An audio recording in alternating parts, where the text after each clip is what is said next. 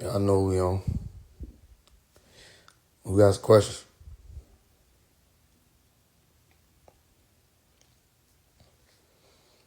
What's good, Shanice? What all about? Who got some questions?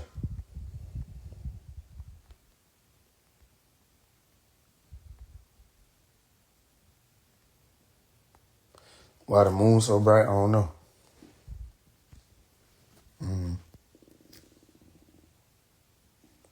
Can we see your face? Yeah, my face all over my Instagram.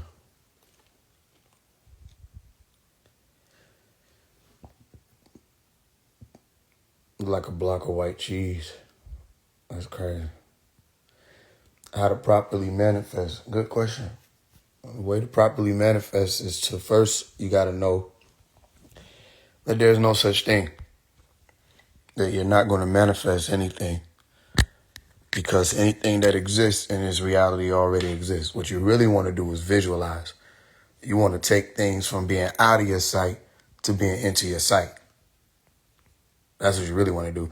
So manifestation or man-infestation, right, is like a lower or lesser degree or an introduction to being able to visualize. And visualization comes from the activation of what's referred to as the mind's eye.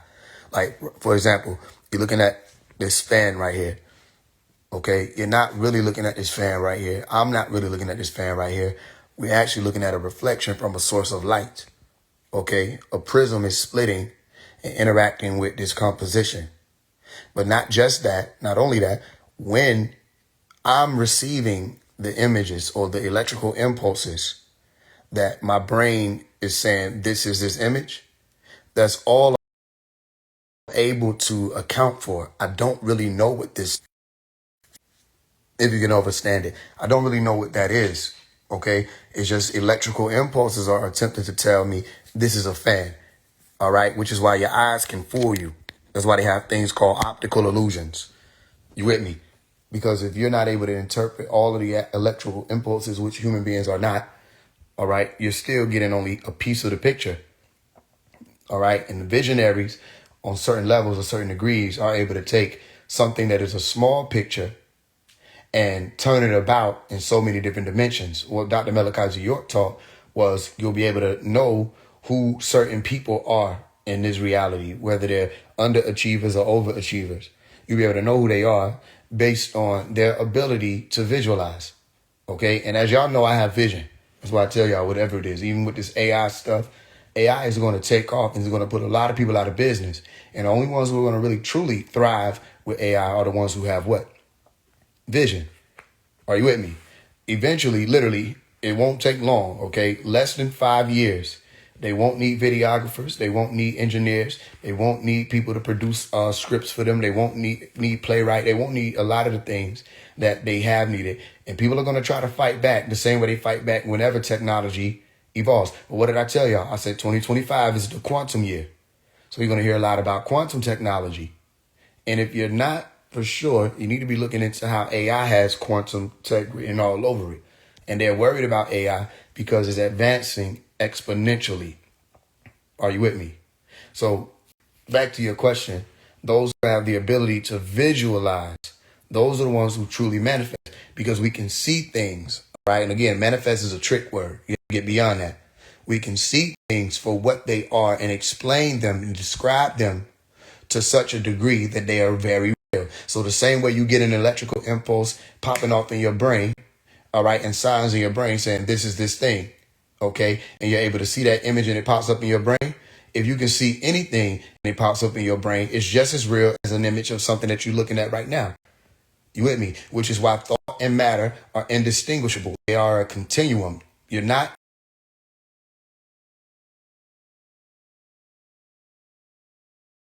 truly distinguish between your thoughts and matter. The only way you could try to convince yourself that you're distinguishing between them is if you say, oh, I can touch this thing, and you say that that's tangible. All right, I can touch this thing. Now that must be real. No, you can't touch the sky, and you look up and you see the sky. You understand? And you're literally not able to touch it because it's not something tangible that can be touched as you think touch means. So what you're really trying to say is you feel it as in the information is making it to your senses. Well, that's anything. And anytime you have a thought, information is popping off in your brain. You understand that? So what you're really asking is visualization. And it cannot just be visualization alone. You have to put the effort into it. You have to put the work to match. Okay? So if you visualize a better body for yourself, not only will you, as an overachiever as opposed to an underachiever, you'll be able to visualize that in all aspects of what that better body would be. You'll put yourself in the mind, literally, to be able to activate to make that body happen. So if you say, I visualize a better body, you don't just lay there and then you lose all your fat cells, okay, or the excess fat. You don't just lay there and you gain all your abs. Now, there are certain studies that suggest that human beings can grow their muscles just based off of thought, because the same types of activations in the brain that occur when you're flexing, all right, or lifting or resistance training. If you even think about resistance training, then there can be some type of alteration in the body just based off of the thought alone. There are studies that suggest that. But the main thing is just laying there isn't going to do it. And people know that. So they get up after they've made it in their mind that they're going to become a better person, a better version of themselves. And they get in the gym. They start doing push-ups. They start eating lighter.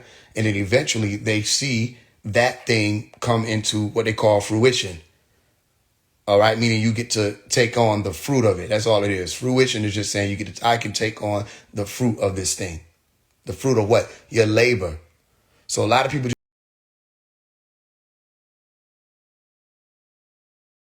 manifest as opposed to do the labor. A lot of people want to have faith in a thing as opposed to the works. So what's going to separate you from the most people would be to visualize and then visualize vividly. Okay, you're not visualizing in a vague sense. You're visualizing vividly. And when you vividly visualize, that's what brings these things to life. That makes sense? Okay, which is a word that if you find it etymologically and trace it, it'll brings you to a word light. That's why he said violet, bio light, the purple light, life. Okay, so you want to bring things to light, you visualize. Manifestation is for lower degrees. Most of the times when people are dealing with manifestation, what is it mostly having to deal with? Money. It's right there in the word money, manifest. They want money. Okay. And money is too low of a frequency for you to be able to change the reality that you're in. You can bring more money to you any day, every day. But money is fleeting. It doesn't stay with anybody. And even if you hold on to it, its value fluctuates. It changes. Literally, as society changes, the same amount of paper you'll have in your basement, but the cost of living will change. Okay, so it's a fleeting thing. It's a fleeting game. And people trade in real reality, okay, that they can put their hands on and move around for a fleeting gain. So most of the time, people try to teach you, I can teach you how to manifest. It's going to have something to do with money, mammon, something to have to do with abundance, because they don't want to use the word money. It's going to have something to do with you getting a mansion or a luxury car, That's not, listen, anybody can obtain that on accident. Visualization happens on top of the mountain where you really start realities, and that takes more detail. Listen, I went and saw a post of No promoting King Peel versus 4 Extra. And I was seeing how, like, you know, the things is playing out and how the brothers is demonstrating and stuff like that. So in my mind's eye, I saw a change. I saw a shift. So I did is I had to move from the same spot. I made a video, say, yo, let me talk to y'all. I want to talk to King Peel and I want to talk to 4 Extra. What King Peel do? He posted on his story. You understand that? Now, did he have to do that? No, he didn't have to do that. It's just the point that I made it up in my mind's eye to reach out to them.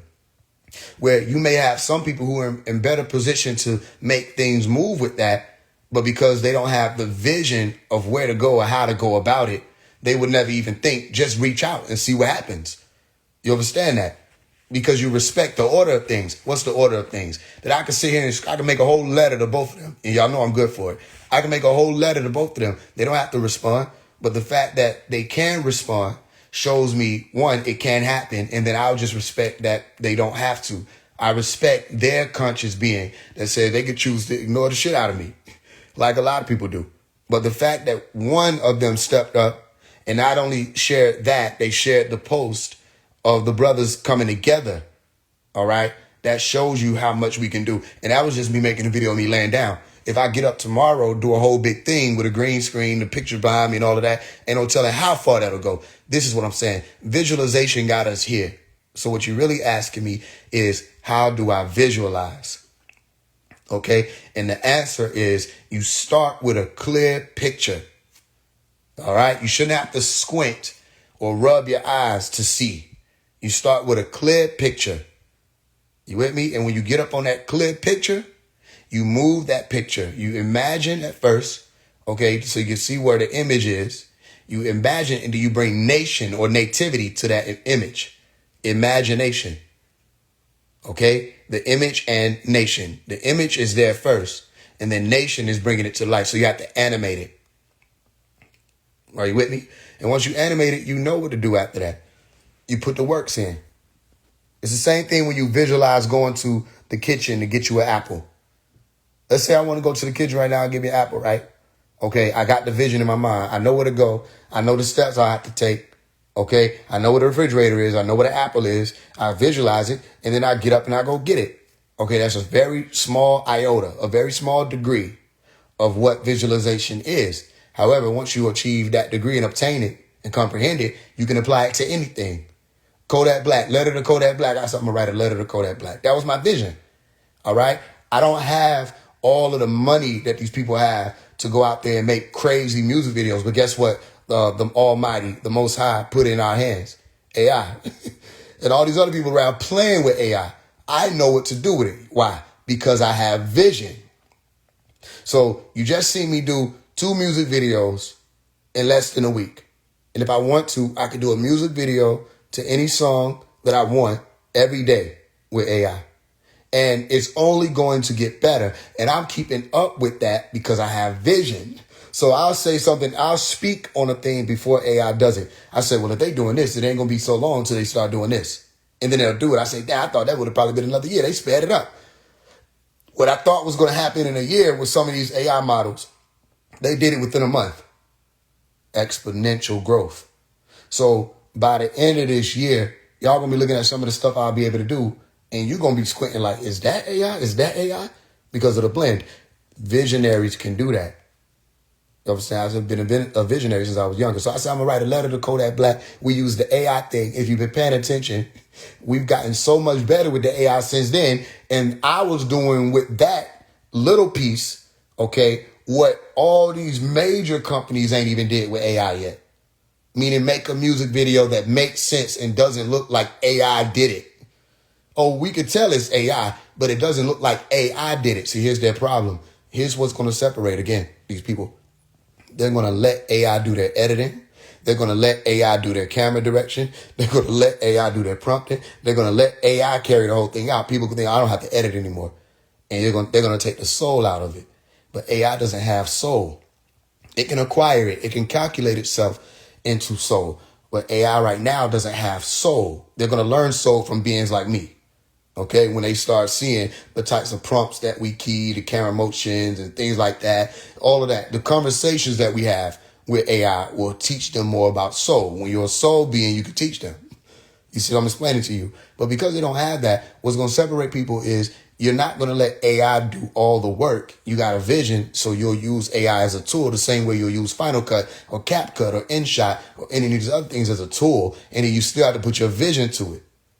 So when people watching stuff, they're not thinking this is AI. I mean, they'll know, but they're involved in the journey of the vision. That's what everything else. You just watched the letter to Halo. Okay. Most of the things you saw was AI taken from a photo, switched from different effects. Okay. Most of it. But that's not even the key thing. The key thing is give it about a year. And again, it can happen faster than what I'm saying. Give it about a year. Like when you see stuff with the Gemini 2.5 and VO3, all of that, give it about a year. Because you're going to be looking and say, is this AI? Why? Because AI is going to get smarter. The models are going to increase in their own intelligence. Okay? Because every time we do something, they got machine-based learning, all kind of things like that, where they're teaching one another. All right? They know how to characterize better. Remember when it first started, you couldn't even get a video without it being like 1,000 frames changing. right? It was the same video, but this same hand to be doing all this different stuff. Remember that? That wasn't too long ago, was it? Now you're looking at this. If I do a video with my hand using VO3 or Gemini 2.5, you'll be like, is that a real hand or is it what? And you'll see what I'm doing because I got other projects, big artists that I'm working on now where I'll be able to show y'all that and show other people that. What is it going to do? It's going to change the game because we'll be able to go forth and offer big artists AI music videos and nobody will be doing it how we're doing it. It's changing again. So I'll be able to go back into the videography field. You understand? Because I left the videography field because I didn't want to be around these people. Y'all hear what I'm saying? So again, it's all about being a visionary. When I wrote the letter Kodak Black, I said, I'm going to write this letter. I did it with love. And I reached out, made the post. I didn't just do the music video and post it and walk away. I made the post. Say, yo, y'all tag Ye and Kodak Black.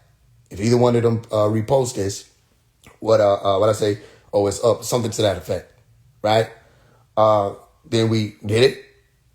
Ye, Kodak Black reposted it. He tagged me and he tagged Ye. And he was saying thanks for the love.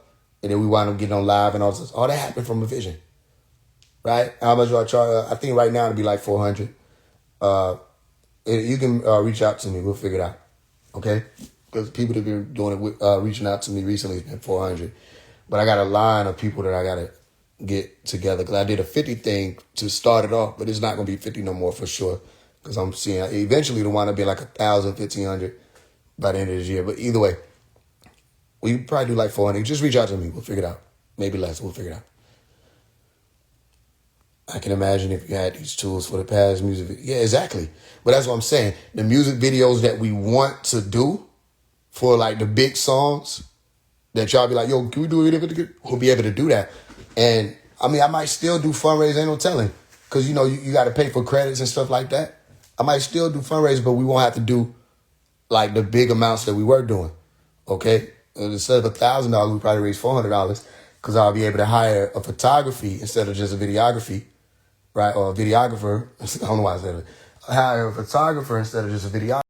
The photographer come in, take the quality photos, and I take those and I animate them in a machine, like I did with Letter to Tory Lanez. Those were quality photos. You understand? That was easier for the machine to overstand.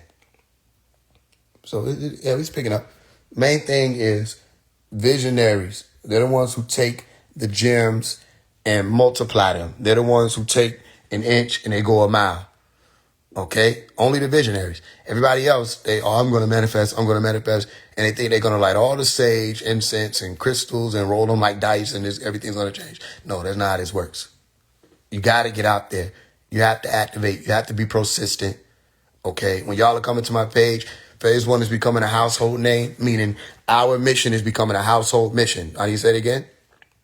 Faise One is becoming a household name, meaning our mission is becoming a household mission. People are talking about it.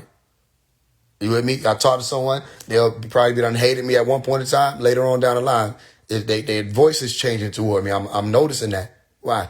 Because as I'm growing and changing and shifting, all right, as I'm telling everybody else too, things are shifting with me.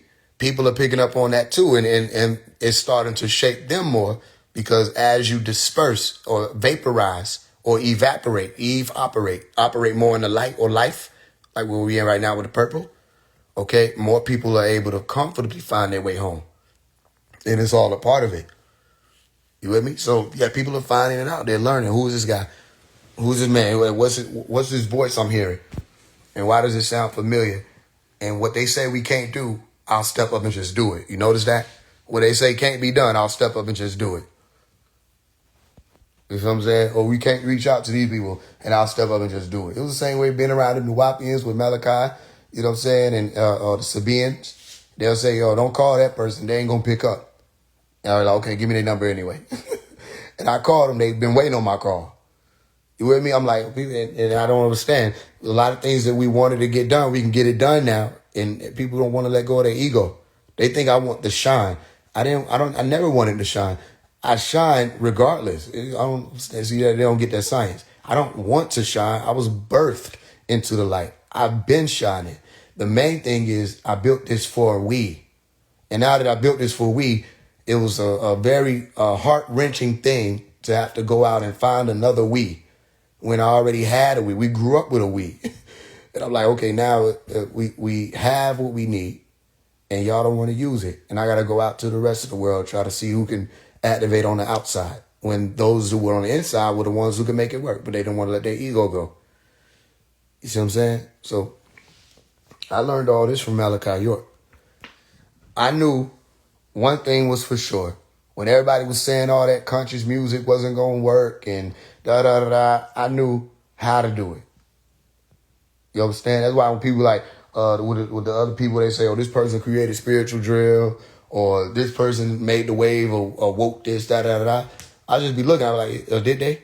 Because for a long time, conscious music was not able to even cross over into the streets, mainstream, any of that. And if people are not paying attention, y'all are still not doing it. You're still preaching to the choir. The only way you can truly cross over is if you speak in their language. And their language is not the things you're saying. Their language is the tone in which you're delivering it. Their language is the authentic voice that comes through. That's your voice.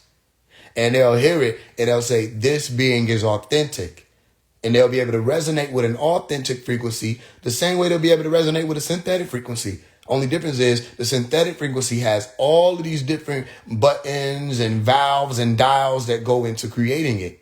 When you just popping up with your one authentic voice will overpower and drown out the noise of a million synthetic voices. But it has to be authentic. But when you not even sure of whether or not you're on station authentic or you're on station synthetic, well, you're not sure about that. Guess what? You just static. And you think you're reaching them, but the closest you'll get to reaching them is static. And then you'll have to go right back to what you know, which is what a lot of people stay in the conscious community, making conscious community music.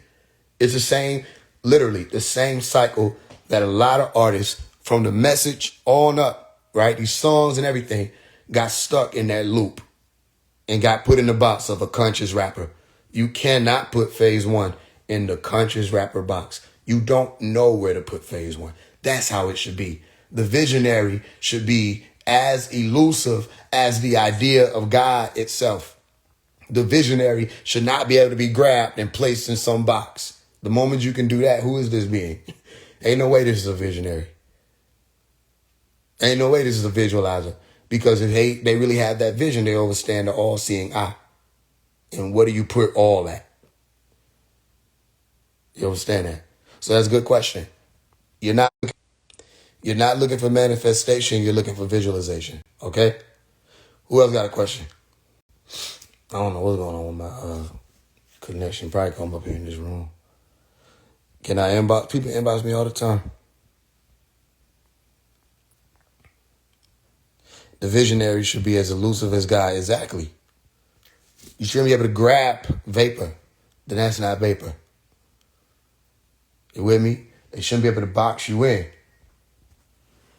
Y'all ever looked at the emojis for the books, the old emojis for the books and the scrolls and that notepad? When they were right, here's to all the crazies. They hit little messages like that. They were talking about the crazy ones or the people they call insane or wackos. They changed the world. All right? They got to be different to come up with some of these things that change everything, right? Okay, that's a visionary. The different ones. That's how you know who Faise One is. He's not the same.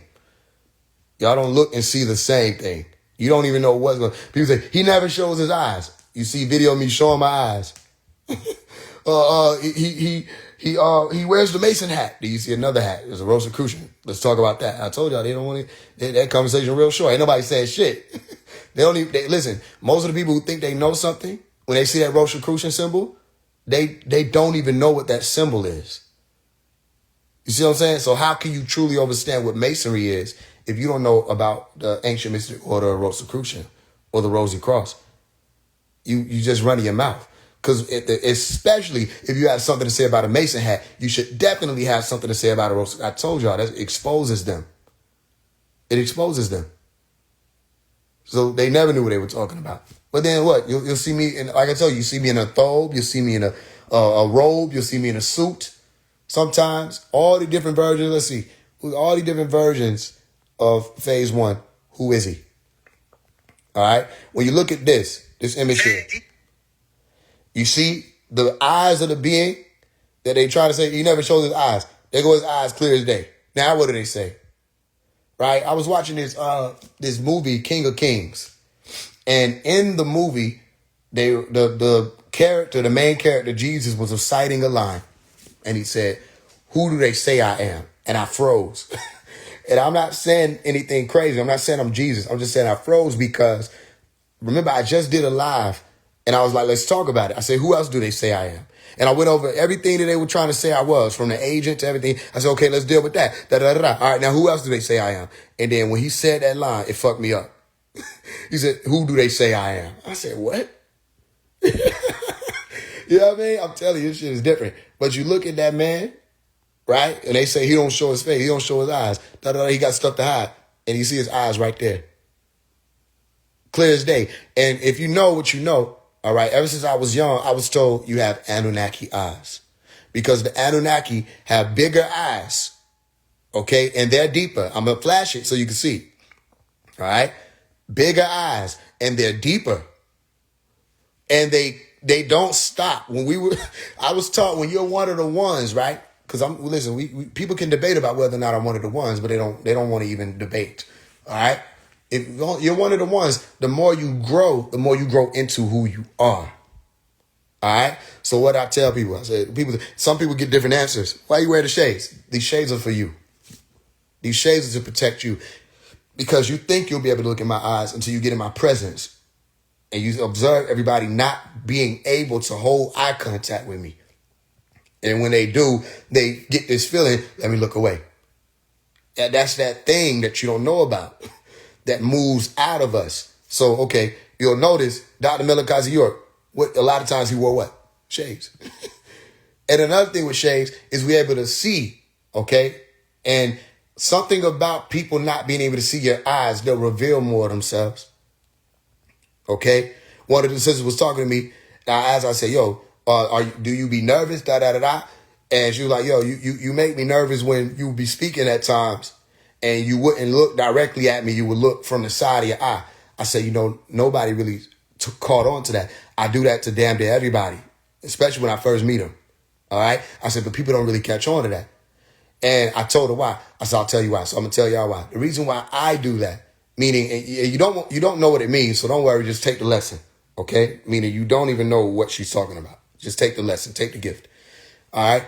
When people don't feel that they are being observed, all right, it's just like the particles in the double slit experiment. Okay? The electrons. It's the same type of science. When people don't feel they are being observed, they behave differently. Are you with me? So light is coming into your eyes and light is projecting out of your eyes. Information is being swapped in that electrical impulse cycle. Okay? You're seeing things, but you're creating the things out of impulses, out of signals, waves, traveling through your body. In your central nervous system and your peripheral nervous system, there are highways that allow for information to travel. Are you with me? So when someone is seeing a thing, they're taking in that information. When someone is being seen, they're taking in that information. All of that is a whole cycle. So when you're looking at someone and they're aware that you're looking at them, well, how about this? Y'all remember playing the video game, right? GTA, all that, Grand Theft Auto, all them games. Remember when you turned your view on a character? How they started to switch up and do different things? They'll be chilling, right? But then you look at them and they'll stop, they'll shift around, they'll move. Same thing with us. You may not realize this, but I'm giving you something. All right? You want to put pressure on somebody, look at them. Just look at them. That's the soul-to-soul connection. You want to put pressure on a being, just look at them. And everything about them that you need to know in that moment, they will show you. Only if you know what to look for. So you look at a person and they're aware that they're being watched. Guess what happens? They start to shift and change their ways and frequencies of how they're showing up because they know they're being observed. Now, swap places with the sun. When someone is inside of their house, Their atoms are vibrating at a certain frequency, okay? Their physical composition sits at a certain frequency, at a certain resonance. But when they step out into that sun, that all-seeing eye, and they're observed by the sun, guess what happens? They start to shift and change. So much as, and just the same as, how the sun changes a person when its gaze or rays is turned on them. When you see a person with that light coming out of you, the same soul coming out of you, you change a person. What's my point? They're aware of that subconsciously or superconsciously. So guess what else happens in this key? When you turn and look at the fan from this point of view, let's say that those three little places where the light bulbs go, right? Let's say that those are the eyes of the people. You turn and look at them this way. You can still see it a little bit, but they don't feel that they're the center of attention. Guess what happens? They'll start behaving differently. You want to know what people behave more like? Themselves when they don't think they're being watched. You with me? Which is why this is the test of all tests, because people think they can show up on camera, especially with this internet world, right? You got everybody trapped. People think they can show up on camera a certain way, and that'll validate them as this type of person or this being or doing this thing. And then they turn the camera off and they're no longer that being. All right? So remember Smoke the Creator? Was you like, Faise One isn't who he says he is, whatever fuck she was saying? Everybody's been around me, they'll tell you different. They're like, no, this nigga turned off the camera. He's still saying the same. He still talk about the same thing. Matter of fact, people get tired of me because I'll be talking about it all the time. I'm always speaking, always on the move, always checking shit, always making sure shit is in order. I'm really like that. And I'm not talking about I threw a function and you came and met me at a function or a gathering. And I'm not talking about just that. I'm talking about in real life, all the time, all around. This is who I am. And whoever I am, that's who I am. It doesn't happen on camera. I didn't need the camera. And that's when you go back and find where I was being videoed, like video 16-year-old Mason teacher's class here to knowledge. I wasn't even in the mind that I was being videoed. I wasn't even in the mind that someone was going to post it on YouTube. I wasn't even in the mind that it was going to go viral, millions and millions and millions of views later. I didn't think any of that. I was only thinking, let me put this out here right now because people are asking this question. I will sit here and cuss with you. I'll sit here. We can dance. We can laugh. We was on here last shadow or last night. What we doing? I just randomly got the freestyling. Y'all know I was playing because you know I can freestyle my ass off. I randomly got the freestyling, singing, beating on the table, beatboxing, da-da-da-da. You know what I mean? You might catch me with my pants sagging. You might catch me with a business suit on. All right, that's how we are when we come through here. We're passing through. We don't belong. Remember when Malachi York was like, I don't have a nationality. I'm a visitor. I think I'm the only one who felt that. Because you start seeing all these other people, they trying to claim a thing and claim this and be this, da-da-da-da. No, claim is death. Do I need to say that again? Claim is death. The moment you claim a thing, you start dying. Meaning you're no longer able to grow beyond that thing. That's what Malachi was teaching about the NOI, all of that.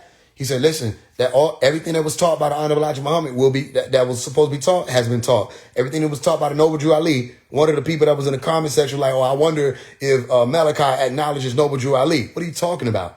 And I saw the person who responded was like, yo, what are you talking about? He acknowledged everybody.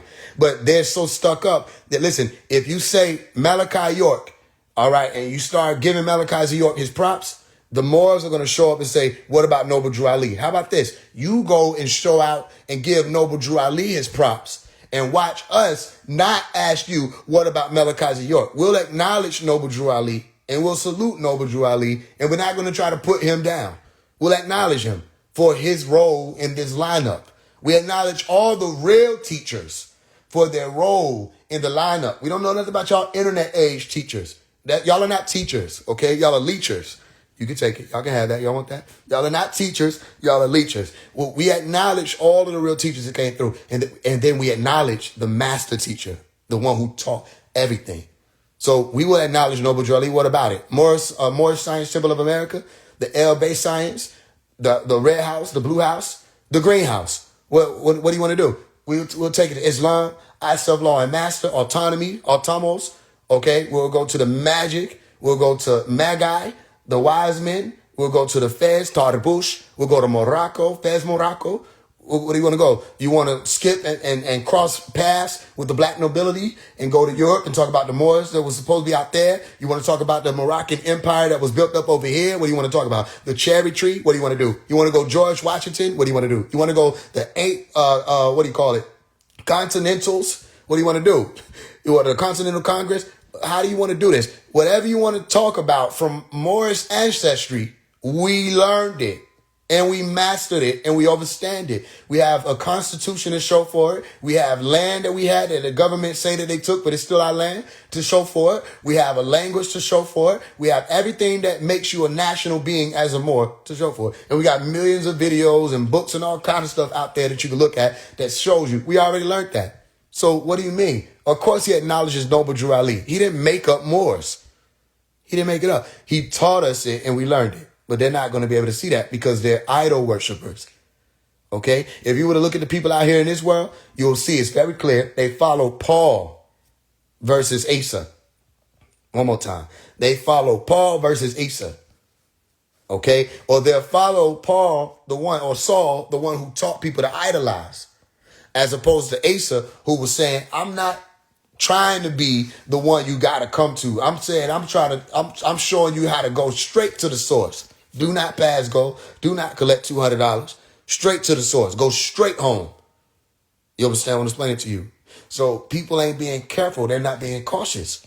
If they were to be cautious, they'll be able to see that it's your worship of a man that stops you from being able to grow. So you start claiming this. You claim this, that, and the third, and you start to die. You're not able to evolve. Are you with me? You know what I say? You got to lay claim to a thing. No, pick it up, stop claiming things, and step into kaun, being. Kun, kaun, being. Interestingly enough, 2020, when I was teaching everybody about Trump and what was going on with Trump, one of the main things they called me was a kun. They didn't understand what they were saying. When you say the word kun, it literally means this is a being. He exists. So what are you? If I exist, if I'm not a non-playable character, what are you? If I'm actually real, what are you? Because I can see things that you're not able to see because you don't have the soul to see it. So step out of the claim thing and just realize the being. How you going to claim nationality? There'll be niggas in the comments say, yo, you got to claim your nationality. What do you mean claim it?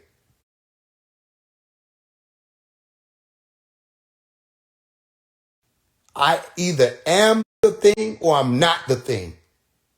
If a nigga be claiming some shit, he could be what? False claiming. Y'all understand what I'm saying, right? If somebody claiming, they could false claim all day.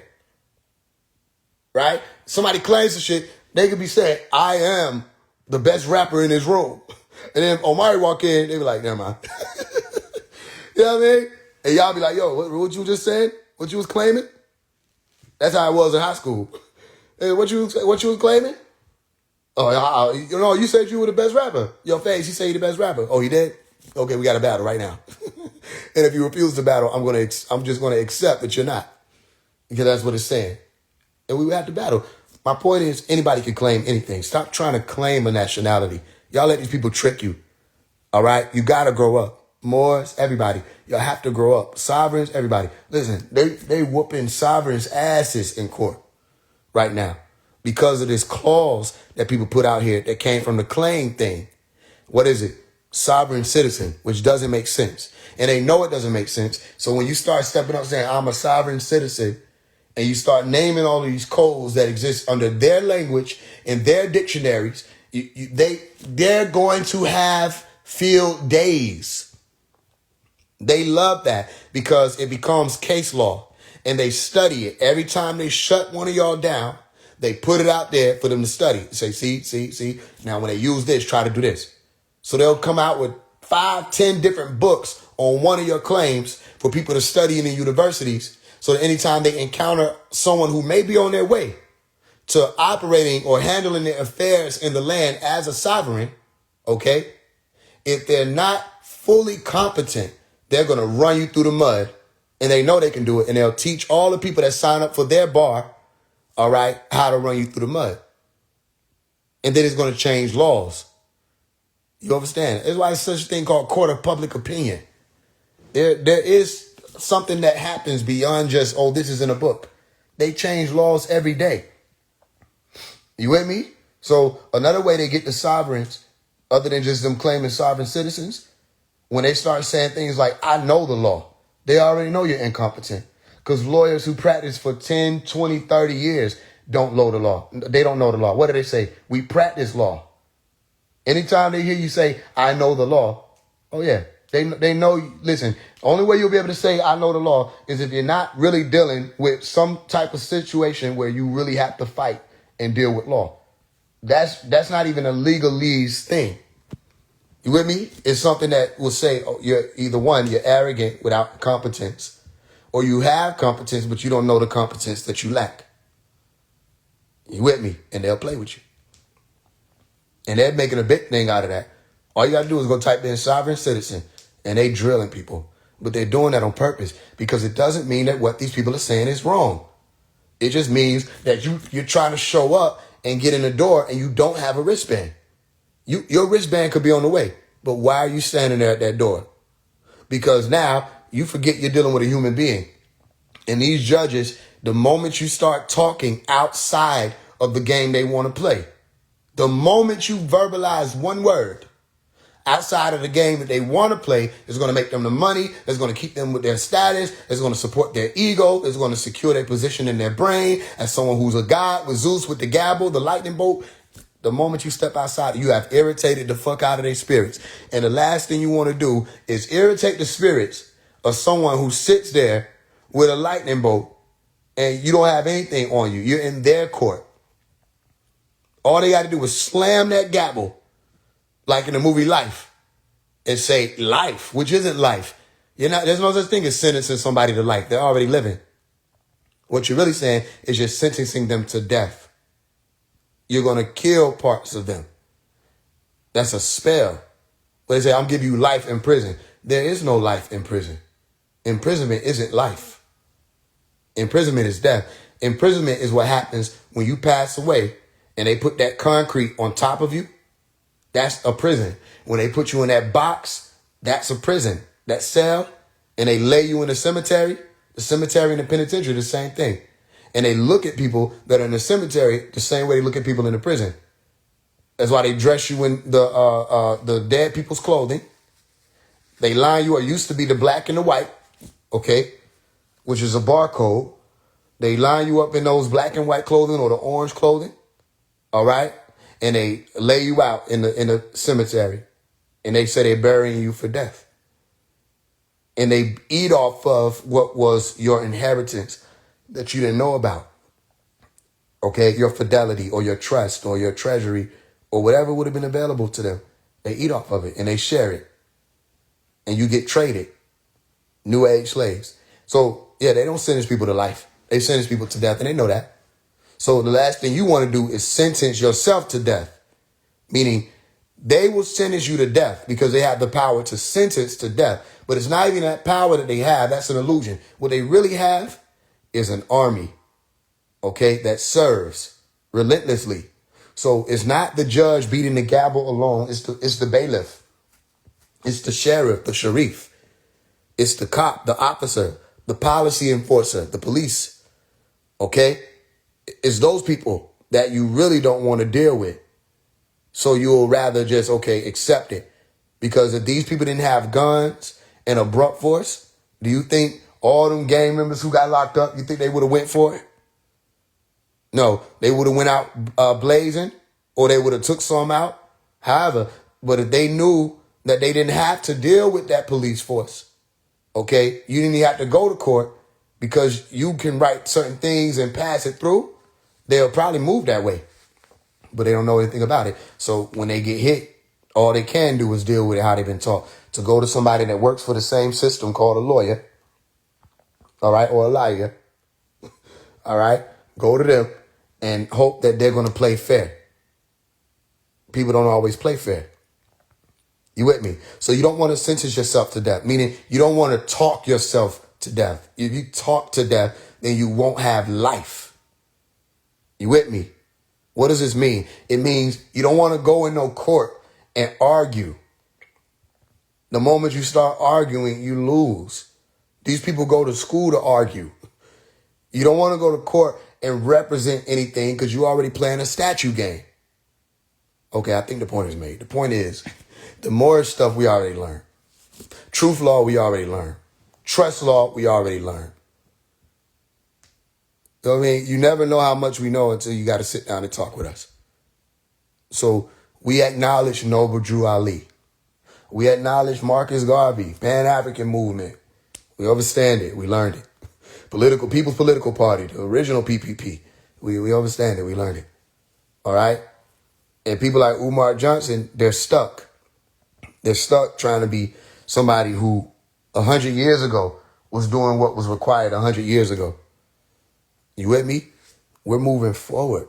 We have to move forward. So it's all these people who come through here to do certain things, you'll realize who we are based off of what we do. You know what I mean? Based off of what we do. So if Omari is doing all this stuff and it's different, and you got all these different versions of himself, and you can't say I made this up, right? So I just showed you, Omari shows his eyes. I don't know what they're talking about. I've been showing my eyes. I just wear shades. And I love wearing shades. And I wear it for different reasons. And it's my business. Okay. I've shown that. Right? You've seen Omari with the shades. You've seen Omari without the shades. You've seen Omari with different hats on. Literally a man with different hats. A man of many faces. I'm looking for something real quick. Okay? But I'll have to probably screenshot it since we're on live. But you just have to be able to pay attention. Because we'll tell on ourselves. Listen how I'm saying that. We'll tell on ourselves. You don't have to wonder about who I am. All right? Most of y'all know who I am. Let me screenshot this real quick. All right? Most of y'all already know who I am. But let me tell you something. Stop trying to give it a name. Okay? The moment you try to, I know who you are, and you give me a name, it's the same thing like claiming a thing. You don't try to call me now. If people don't reach out to me, I know who you are, or you're this, or you're that person, or you're going to turn this, that. Listen, right now, my name is Omari. I was born in Fulton Hospital. Okay? I have two parents, mother and father, just like you. I walk around, I got ideas. I go through hurts, pains, stresses. Okay? You got to pay rent. I'm not some whatever you want to put me in, because I can't be that. I have to be what I am. And instead of you trying to look for somebody in history to call me, how about call me by my name? You understand what I'm saying? Oh, I know who you are. Well, nigga, it's no secret. My name is all over the thing. Okay, you see Faise One, you see Omari Hargrove. Call me that. The moment you start trying to call me this, that, or this person, I know that you start bringing more attention to me from the enemies. Just let me be who I am, because it will be my works. You ain't gonna have to, who is this? Look at the works. Maybe I'll ask me, who am I? I say, what do you do? Okay? I am a basketball player. Okay, you're a basketball player. What is it? Is the problem you want to be one thing? Is that the issue? You want to be one thing? Well, you probably shouldn't have signed up to be a human being. Okay? Because the moment you signed up to be a human being, that was the first one thing. You were being human. You were doing something. All right? At one point in time, you were being a human being baby. You were an infant. Okay? Then you were being a human being toddler. Then you were being a human being child, adolescent, young adult, you know what I'm saying? Adult, elder. You know what I mean? You'll never be one thing. You're a multi-dimensional being. So if you didn't want to be that, you should have signed up. Okay? So instead of trying to put me in a box, first of all, take yourself out of it. Take yourself out of the box. You see what I'm saying? So you see all these different versions of Omari? You see the one nigga down there to the right in front of the car? You can't really see my face. Man, that nigga is hell. He hell. We're in the middle of taking a picture. I'm going, I don't know, remember who the fuck I was going off on. But we're in the middle of taking a, listen, that nigga was in the middle of the hood. Couldn't tell him shit. The whole voice got to change just for me to explain to you who that is. You see that one in the middle with the shotgun? That nigga is like a hood Malcolm X. Okay? And that's 2021. That nigga like a hood Malcolm X. He loves people. He don't play no games. He knows his laws. All right. What I'm not saying I know the law. I'm saying I know my law, meaning respected to my state. Okay. Listen, that one is a different one. Okay. He already did his thing. He exists. If I need to call on him, I can. One of the aspects. Everybody has this, but they try to categorize you as schizophrenic if you're in tune with it. I'm going to say that one more time. Everybody has this, but they try to categorize you as some split movie schizophrenic person if you're in tune with it. Don't let them do that to you. Okay? Multidimensionality is a natural thing. It's the people that are trying to be this one stay in line, assembly line as individual being that are cutting themselves off from what it means to actually be human. You're roboticizing yourself. Stop doing that. You see that nigga up there to the top left, right? Squinting up and looking at the sky, at the sun, standing in front of that blue car, all right, with his the blue suit on. That's a fresh ass dude, and he real smooth. Okay? And listen, all of these people, each and every version of this man would embrace you. He don't mean you no harm. That person right there in the top with the unk on, that nigga is 12 years old. Okay? With a big ass unk on. He was the only one that walked around with a big ass unk in his 6th and 7th grade class. They didn't understand it. They didn't even know what it was. People would walk up on me that were elders and test me on it. And I remember one time I was in high school and one of them was like, yeah, you know that worship Lucifer, that represent Lucifer, right? I said, no, it doesn't. They said, okay, you know your stuff. I said, yeah, what do you thought? They said, people walk around with stuff, don't even know what it means. I said, yeah, it don't mean Lucifer. They said, I was just testing you. I want to see if you knew what it means. Right? So that's why I show y'all. Look at how far back the track record go and you see me wearing unks before everybody was doing that. That's 14 years ago. Before it became a big thing. YSL, the rest of them, this is a fact. This is truth. They started wearing unks because of me. They started wearing them little bitty diamond unks. Y'all probably don't remember that. But it was Thug in them. They started wearing them little bitty diamond unks because they would be around learning from me in the communities. And I was telling them, you'll see it through all my Faise One production page. I was telling them, I said, this is that cross that speaks on life, not death. If you're going to walk around with a cross, wear the one that represents life. And wear the one that involves the woman. I said, how that sound? Father, Son, Holy Ghost. Does that make sense? What is the Holy Ghost? And they couldn't answer it. I said, if you can ask me what the Holy Ghost is and make sense of it, then you can wear your cross. You should wear your cross. If not, you should make sure you honor your mother and your father. Don't leave her out. You're violating the law. First of all, that's a graven image, and it represents God. That's a violation. I would literally sit in the hood and talk with niggas like this all through the hood. Y'all see how I'm doing right now? It's 1:01. No coincidence. It's 1:01 a.m. Why am I on live? Why do I be on live? Listen, remember them Clubhouse days? Why was I on Clubhouse all them hours? Teaching. If this was a facade, the jig would have been up by now. Right? That's why I tell you, listen, I done blinked twice as many times as I can. Can't nobody help me. This is what it is. This will be my life. Ain't nowhere I can't go anywhere. This will be who I'm going to be until I expire, until my last breath, my spirit expires. You understand that? So this is what I'm saying. Look at that other guy. You see this other guy standing there with the green skin? Okay, first of all, you see how that man is cut, first of all. This shows you how active he was even at that age. I was doing parkour. I was doing park shit, meaning we can meet up in the park. What you talking about? I was all that. At 11, 6th grade. This is a 6th grade picture. Okay? But I did the green skin because it was honoring the ancestors of ours, those of you who have those ancestors who either possessed that pigment or beings like a Saru who had that pigment and also representing an Etherian that vibrates on the green light. I was doing that as a child. This is very old stuff. So when people come out talking, oh, he an Asian, it's just laughable because everything shows otherwise. And he ain't folded, ain't switched since then. Okay, we see him. All right, he the nigga that was running all over buildings, jumping, teaching niggas parkour in the hood and teaching in school. You understand? And didn't want nothing to play with either. The nigga down there throwing up the woke gang. I was doing woke gang shit when I was in high school. Literally, we were saying woke gang. We had Pharaoh Clan and we had woke gang. And I was saying that I was going to make niggas want to bang being woke. I was gonna make the same way all the energy niggas put into gangbanging. I was gonna make niggas that serious about being woke. And when we would dap up in a certain handshake. I mean, we had a Crip coach. One of the football coaches was Crip. Everybody knew that. All right? This was at Carver High School.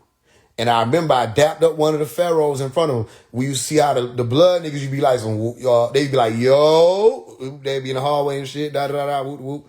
Okay, so when we see each other, we'd be like, roll, or Faye, roll.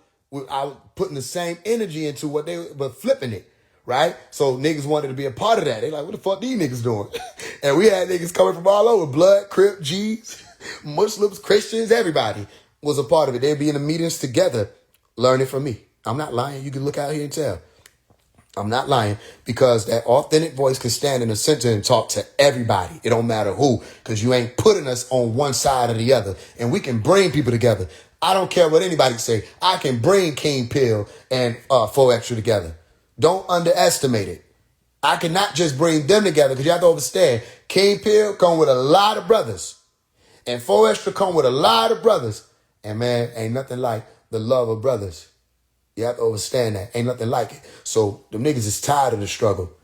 That's why they fight. That's why they lash out. That's why murders occur. You know what I mean? Niggas is trying to survive the jungle. They tired of the struggle. You with me? And I'm telling you, with just the authentic tone, you can bring anybody together. You can stop the war between God and the devil if you ain't careful. You know what I mean? You done be the end of the shit before it was supposed to be. That war would stop with a certain type of voice. You hear me? So you see, I'm throwing up the woke gang shit. All right, you see the crown, you see the money in the pocket. You know what I mean? Nigga was living in a hotel. That ain't no apartment. That's a hotel. Nigga was thugging, but thugging the right way. You see what I'm saying? And got respect from everybody in the hood, all that. OGs, everybody. See the guy down there? Tomorrow, yo, you fit to get in? The one is in front of the blue car with the Vision shirt on, the red Vision shirt. That's another being. That's from the Red Light music video. Remember that? The guy with his arms stretched out. That's in tune with his core self. Over in the bottom left. That's him. That's another word. The guy that's out there with the West Side, holding up the West Side or the woke with the Tupac, the bandana. That's another version. So my point is, that's how you need to be. Okay? Multi-faced. The word multifaceted. You need to have more than one face. And when you're dealing with a being like myself, and it's very clear, that has more than one face, all right, or more than one face card, we can get in the club, we can get in the church, we can get in the mosque, the masjid, we can get in the synagogue, we can get in the headquarters of the corporation buildings and talk with them. We can get anywhere. We're well rounded. You know what I mean? That's who you need to be. So that's why I say, who else do they say I am? You know what I mean? So what do? They see a Rosicrucian hat. Nothing? That's what I thought. You don't know anything.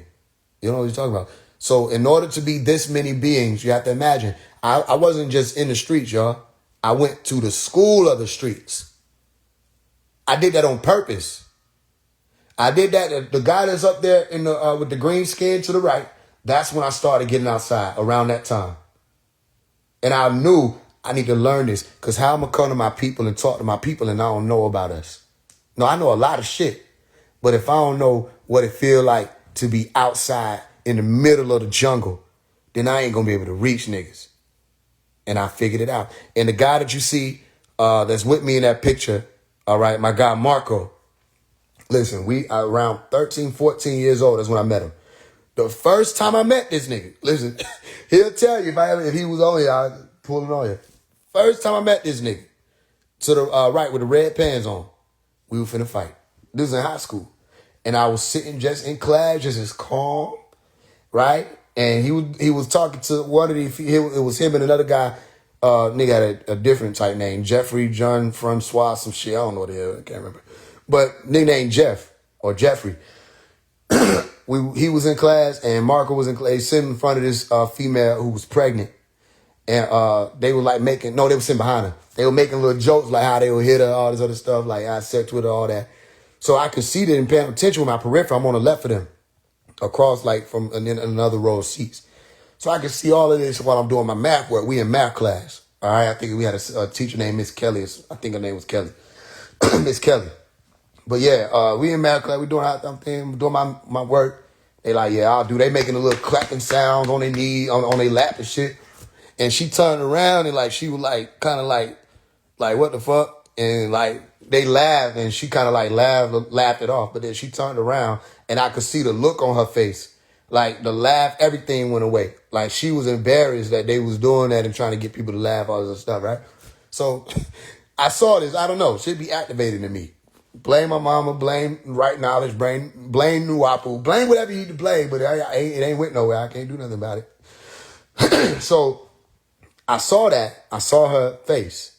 Okay, so about 2 minutes went past. I'm still doing my math work. And then just like whatever you envision in a movie, I put my pen down. You know what I mean? I put the pen down. And I looked at them. I looked at Marco and Jeff. I said, yo. And they stopped talking. They looked at me. They're like, what? I said, y'all owe her an apology. They were like, what? First, Marco didn't even say shit. He just looking at me. I said, y'all owe her an apology. Like, you didn't see how she looked when she turned around. But y'all may not understand it. That's somebody's mother. She's pregnant. And you wouldn't want anybody to talk about your mother or to your mother like that. So you owe her an apology. It took about 3 seconds. Marco went into full nigga mode. What the fuck? Why the nigga always got some smart shit to say? Da-da-da-da-da. Who the fuck the nigga thinking thunder? Woo. So he getting up, doing all that shit, right? So he walking around the class. And I just sat there. I picked up my pen. I went back to doing my work. And he was like, yo, you want to hit? We can hit. You want to hit? You trying to hit? We can hit.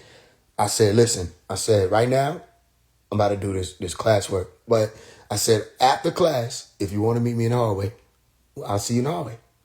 And the teacher was like holding her back. It was a little white lady. I know she wasn't really holding her back. So I'm like, anyway, you know what I mean? And he went in the hall, and they were like, man, you know who that is? Da, da, da, da. I said, I don't give a fuck who it is. If he wants to meet me in the hallway, I'm gonna meet him when I'm done with my work.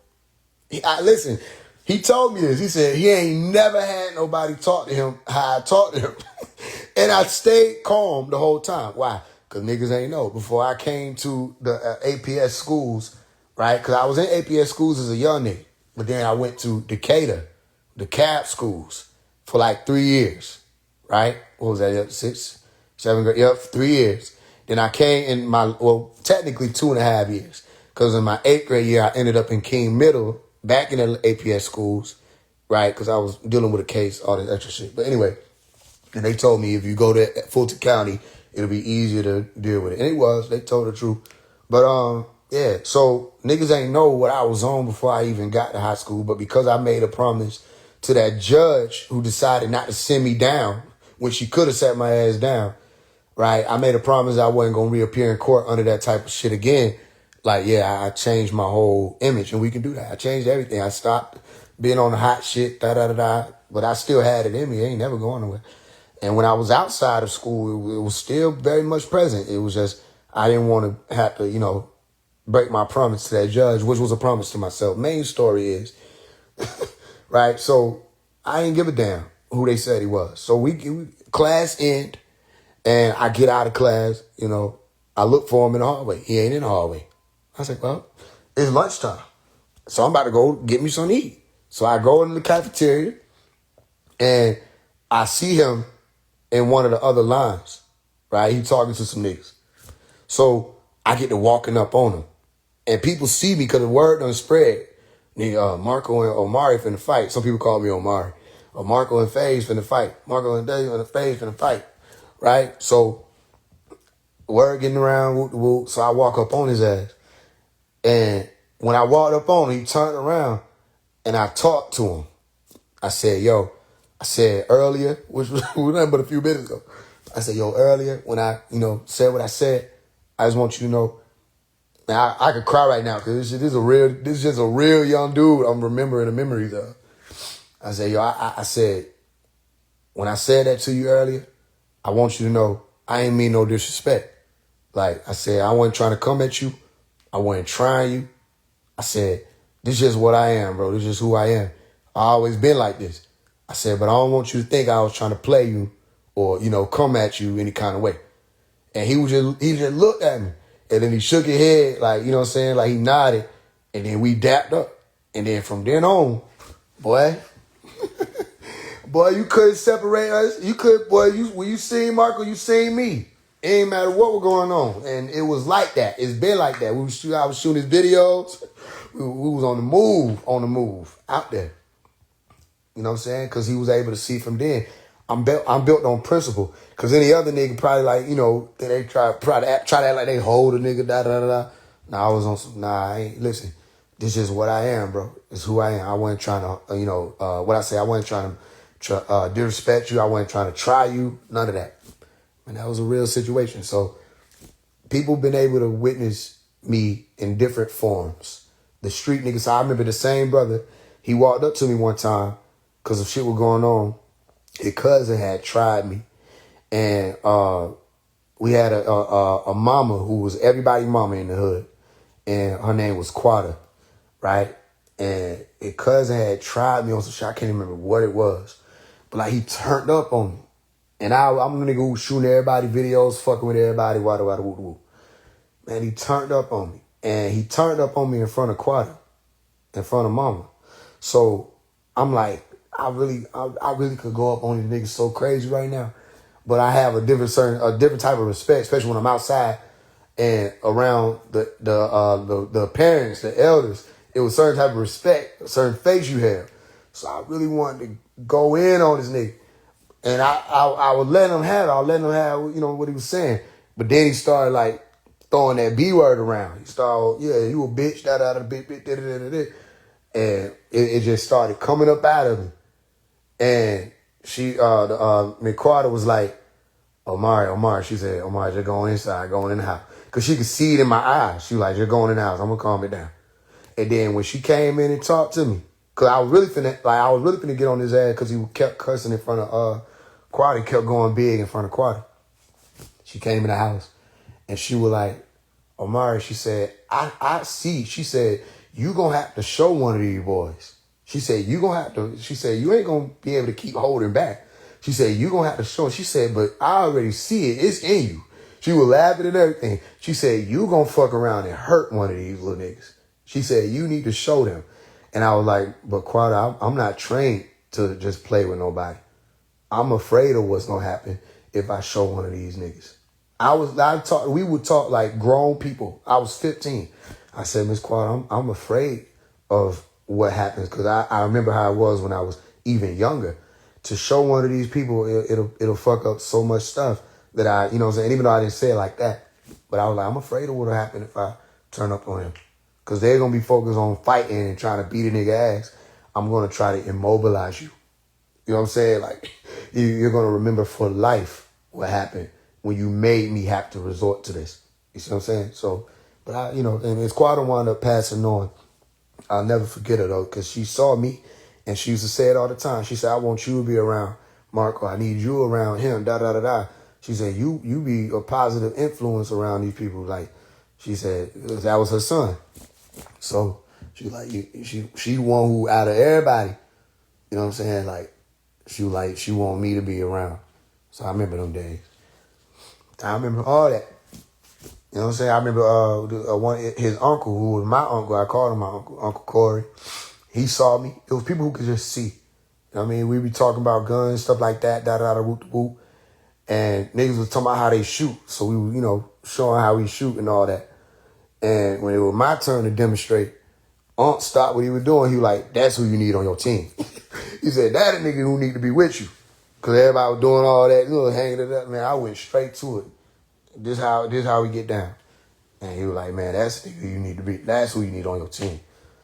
So yeah, people done seen it. They done seen all different versions, views. Different people done got different forms. So anytime somebody come and try to tell you, oh yeah, don't fuck with him because he this way. Trust and believe they talking about either they lying and making it up or that's how I was with them. Or don't fuck with him, he arrogant. Yeah, I was probably arrogant as fuck with them because they thought they could tell me some shit and you can't. You can't tell me shit because I know your intentions. You trying to calm my light down so it don't intimidate you. And I'm going to turn up on you. even when they say, yeah, he nice, don't take that either. Don't believe nothing anybody say about me. Oh yeah, he nice. He smooth. He sweet. Okay, because it's gonna be about 50 other niggas that's gonna be like, who? You talking about Rage? That nigga ain't nothing. What? Who? You know what I'm saying? So yeah, it's a beautiful thing. Have multiple versions. Be different things. Be different beings. Try different forms of yourself. You want to listen to some love music? You better listen to some fucking love music. You want to go and be a nerd today? You go study some shit. Go be a nerd and study some shit.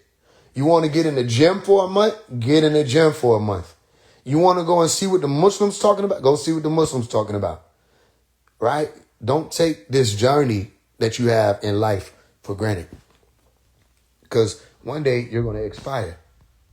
Don't take it for granted. Tell your story and tell your story out loud. You know what I mean? Don't be afraid to tell it. Because some people not going to like it. Some people going to love it. It don't matter. All right? You can still tell it. Okay? Any other questions? I know it's late. Some of y'all probably done already fell asleep. You know what I mean? Instagram like, I got you, my boy.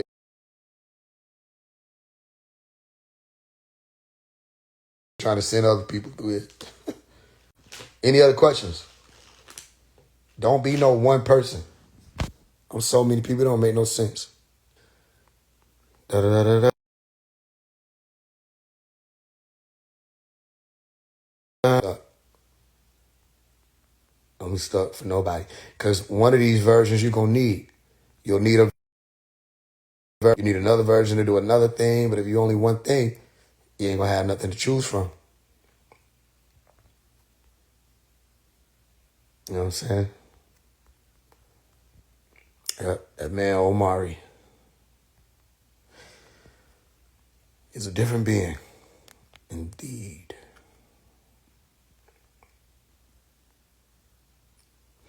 I'm going to remember these words for life. The words are life. Had to get a heavy bag to stop suppressing my dark side.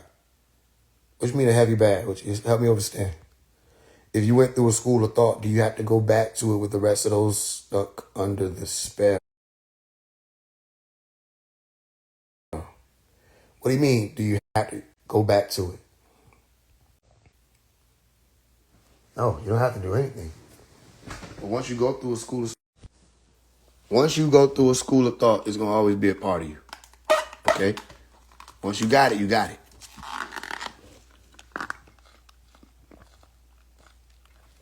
Some people don't know why they went through certain schools. So they're not even able to pick up on that. But I knew why I went through all these schools. That's why I say, just walk. Keep walking. Because it's going to keep changing. It's going to keep growing. We're going to keep growing. Right? I do my best. I do fundraisers. All that stuff. I do my best to stay active and persistent. You know? So, when people are helping, all right, you see we making moves. When people are helping, all the money that y'all done invested, all right, y'all have to understand. I don't take any of that for granted. You know what I mean? Like that's a real major thing. Because it all started with a thought. I said, man, there are enough people that can help me. I don't need to bow down to these labels. And I don't need to not be able to do what needs to be done. So we done made a lot of waves, and we make those waves because y'all support it. So everything that y'all did, y'all joined in and you aided and assisted for us to get this far. You know what I mean? That's a big thing. We dealt with all of it. The slandering, the lies, the deception, the hate.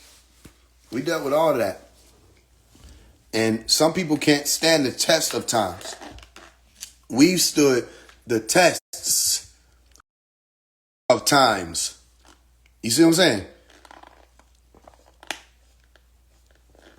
You want to know the biggest test? One of the biggest tests out here in this thing, especially in the internet world? Clout. When you get attention, who are you?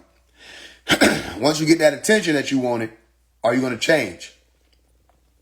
Once you get that money that you wanted, are you going to shift?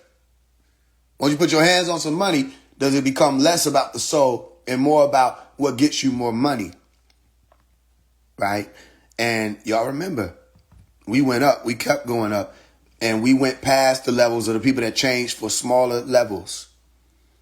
They had no vision. They changed for smaller levels. They got a little clout, attention, started disowning their own father. They got a little clout and attention, poster celebrities with their stuff, with their products, and changed on their family. They got a little clout, attention, started becoming too good, as they call it. It was really too bad. Okay? Started coming too bad for the ones who were walking with them and rocking with them for who they are. You know what I mean? It was crazy. Niggas come on talking about some, how many followers you got right now? At the time, I had 149,000. How many followers you got? Wow, that's amazing. I remember you had 19,000. Whoop. Yeah, and when I had 19,000, you shitted on me. So what's the difference? Those ain't nothing but numbers on a screen. I'm still Omari. I'm still the same being. I'm going to be the same being. We don't change in that regard. That's why people like Young Pharaoh, they say Young Pharaoh lost his mind. It was the drugs, There's not a drug in the world that can remove emerald light. If you're one of us, there's not a drug in the world that can remove emerald light. It's not going to happen. First of all, again, people like that, they've been off their rocker. But you didn't see it because you were too mesmerized by the things that they were saying that they were getting from Malachi. If Malachi York's doctrine wasn't used, you wouldn't know who Young Pharaoh is. If he didn't come out talking about non-ether and woolly-haired beings and 76 trillion years of information and extraterrestrial junk DNA and the RH blood and the Europeans and all that stuff, if he didn't come out regurgitating from Dr. Malachi York's old books, y'all wouldn't even thought he was talking about shit. You would have thought nobody was talking about it. Now, isn't everything that I just said, doesn't that all sound so familiar about what everybody else the fuck came out teaching? Before they try to branch off and do their own thing. Didn't everybody come out talking about non-ether? Didn't everybody come out talking about the Anunnaki? Didn't everybody come out talking about the extraterrestrials? Didn't everybody come out talking about the Galactic Federation? Didn't everybody come out talking about Atum Re and the sun and ancient Egyptians? Didn't everybody come out trying to be ancient Egyptians using the names and the pharaoh? They all copied Malachi York to get y'all attention because nothing else is going to get your attention. All that other stuff has passed away. So now that they got people's attention, y'all think these people are on stuff because they used Malachi's information and they didn't represent it or they didn't present it truthfully. So if they didn't even present it truthfully, what you think really comes when you really tap in and you really understand that it's not just an information, okay? It's not just an information, it's an information. You're in for a mission.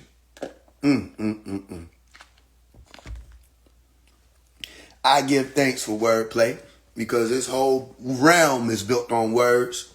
In the beginning was the word. And this whole thing is a game. And once you understand words and language and how everything ties into one another, like if I give you the word debat, okay? Debat means beast. It's one of the 10 warnings or signs, right, that was supposed to have been prophesied about Rasulullah. Okay, sallallahu alayhi wa sallam, all right, or the prophet, messenger Muhammad, peace be upon him. He was talking about the hour because he was asked what's going to happen. Well, actually, really how it went in hadith was he walked in and asked them what they were talking about. And they were saying that the ones who were around were saying, we're speaking about the hour, the day of judgment, Yawmuddin, okay? And they were asked, they had a question. They said, okay, since you walked in, like how some of y'all do, okay, we were just talking about this. Oh, can you speak on this? So they asked him a question about it as far as it's coming. And he said, it will not come, all right, before 10 signs, major signs. Okay, there are a lot of signs, but you got 10 major signs. You got the Dajjal, okay, or the Dajjal, or El-Masih, Dajjal El-Masih, okay, or the falsified Messiah, the one everybody was going to think was the leader, but they weren't the leader. And Asa, listen, had to show up and shut that down. Asa returned, okay, as a second coming and shut down the illusion and stopped the jail, all right, from being able to spread more confusion and illusion and separation and division, cracking people away from the truth, bringing them into fallacy. Okay, the word for division in Arabic is farqa. Okay, so there had to be a shutting down of the illusion, and everybody had to be brought home, which was already written before there was someone who came through and said, no, y'all come this way. Don't go toward the Lamb. All right, the word for division is farqa. Okay, when you break things up and you separate them and people aren't able to walk where they were supposed to walk, you pulled them away. And the Dajjal led people astray. And it's not one. You start thinking there's one Dajjal, you don't understand that. Same way it's not one Antichrist. So the Islamic version of the Antichrist is called Dajjal. All right. Notice when I was talking to Rashad Jamal, what did I call him? I called him Dashar or Desher, meaning red, Dajjal. I didn't say Rashad Jamal. On certain occasions, I said, yeah, I know who you are, Dashar Dajjal or Rashad Dajjal. All right. And when you're saying that, you're saying the red or the amber light deceiver. Okay. Or the one who came to deceive. A Dajjal. So that's one of the signs. Dajjal or Dajjal will come. All right. Another sign where they were saying that there were going to be major earthquakes, also landslides. Okay. There were different ways you translate it. But landslides or earthquakes, you have one I think was supposed to be in a major one was supposed to take place in the Western Hemisphere. There were 3 that were supposed to happen. I can't remember the exact location right now. It eludes me. But it was like 5 of them that they were talking about that were major. I think one was Yemen. It was some other shit. Okay, I got to go back. All right, but it were major earthquakes. Another one that they talked about was the sun. They said that the sun was going to rise from the west.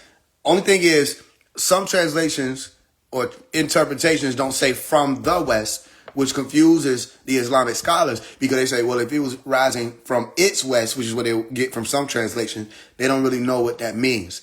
How can the sun rise from its west? Okay, meaning its, I-T-S. How can it rise from its own west when the sun doesn't even rise truly or set on a global plane? Okay, which these same people have come to find out this realm isn't a flat plane, but people believed it to be however so many 100 years ago.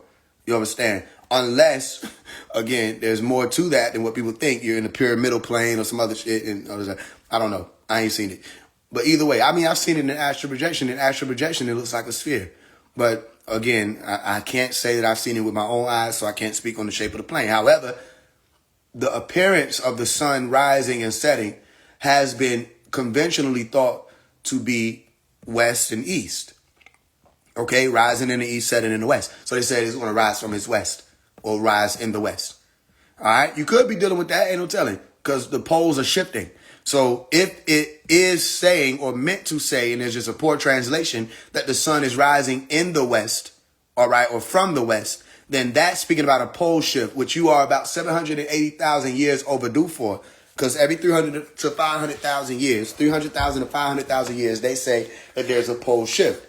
Okay, where there's a disruption in the magnetosphere, the atmosphere. Okay, you start seeing things occur that haven't occurred. Land masses breaking up, earthquakes in places they ain't been ever.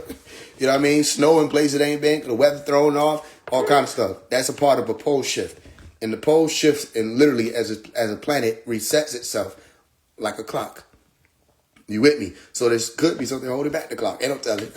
But when those poles shift, all right, and those 4 winds collapse on the planet, everybody knows or they theorize that that's when the signs of the end will be prevalent. And you're looking at it now. That's why they're making TV shows like Man Who Fell to Earth, where they're showing people, they think that they got to this long before it becomes unstable. And they'll make those movies for a reason. Even 2012. 2012 was a movie that was supposed to be talking about what was happening in 2012, but it's not something that had to happen in that year. People got stuck on a year, as opposed to a time period of things like a rubber band, right? A slingshot, you pull it back first. There's a pulling back of the slingshot, then you let it go, and then you have all that stuff speed up from the potential energy. You with me? So that's how the world ends. It doesn't end in no one day thing. Okay, there has to be a destabilization part first, and then that which was sitting on top of that which was stable will crumble after the destabilization point peaks. You with me? So that's one of the signs. They had a bunch of signs, but again, you have to pay attention to certain signs. All right. So out of all of those signs, I hope I remember what I was saying. I was about the hour. When Muhammad was saying that the hour was going to come, and that people would need to pay attention to certain signs before that hour showed up. Isa has already showed up as Dr. Malachi York. We see that. All right. Now, I'm not saying he's Jesus. Okay. Mahdi has showed up also. He had Dr. Malachi York, one of his names, Al-Mahdi. Okay. So a lot of these things have showed up already, and the works of that which they're talking about or speaking about have been done. You with me? So whether or not people are going to know it, that's a whole different thing. But we already in that time period, and people are watching it happen day by day. They don't know where to go. I've heard that. They don't know where to go. But if they pay attention, they'll see it. It's all right there on the dot. All right? So any other questions? Anybody? But you don't get lost. Don't get lost in any of the confusion, the noise, anything like that. Don't get lost in it. You saw people get lost. The moment they got the opportunity to get some clout, they fell away. And you see what people really wanted. The moment they got an opportunity to get some money, they fell away. You see what people really wanted. And they get a little of it. Not even as much as they could have gotten if they were smart. They get a little of it, and they show their hand. But I don't think they have much of a say-so in that. Because that's just how things naturally occur. You give a man power, you're going to know who he is. You want to know a man's name, give him power. You want to know a man's name, give him wealth. You want to know a man's name, give him the ample respect. Place him in a position of status. You want to know a man's name, try him with the science of Al-Quran, Surah Taha, okay, or chapter 20, all right, where they're fighting over status. They're fighting for a position. I'm not fighting for a position. I'm already in position. Only way you can say I'm fighting for a position is to say that people need to be able to acknowledge and see Omari as a celebrity for us to make some changes. And if it has to be one person that does that, so what? Y'all should have did it as a collective already. It ain't been done. So all that, we don't need a leader. I'm not trying to hear it. I remember days on Clubhouse, they used to say stuff like that. We don't need no leaders. Everybody just need to lead themselves. I said, too late. Too late, because y'all haven't. Y'all haven't done that. You've had, before I was born, a lot of these people was elders talking to me. I said, y'all had before I was born to get all that we gonna lead ourselves shit together. You haven't done it. So there needs to be leadership, or we're not going to succeed in this. You know what I mean? Why do the red Mac you feel dead? I don't know what you mean by that. I don't know what you mean.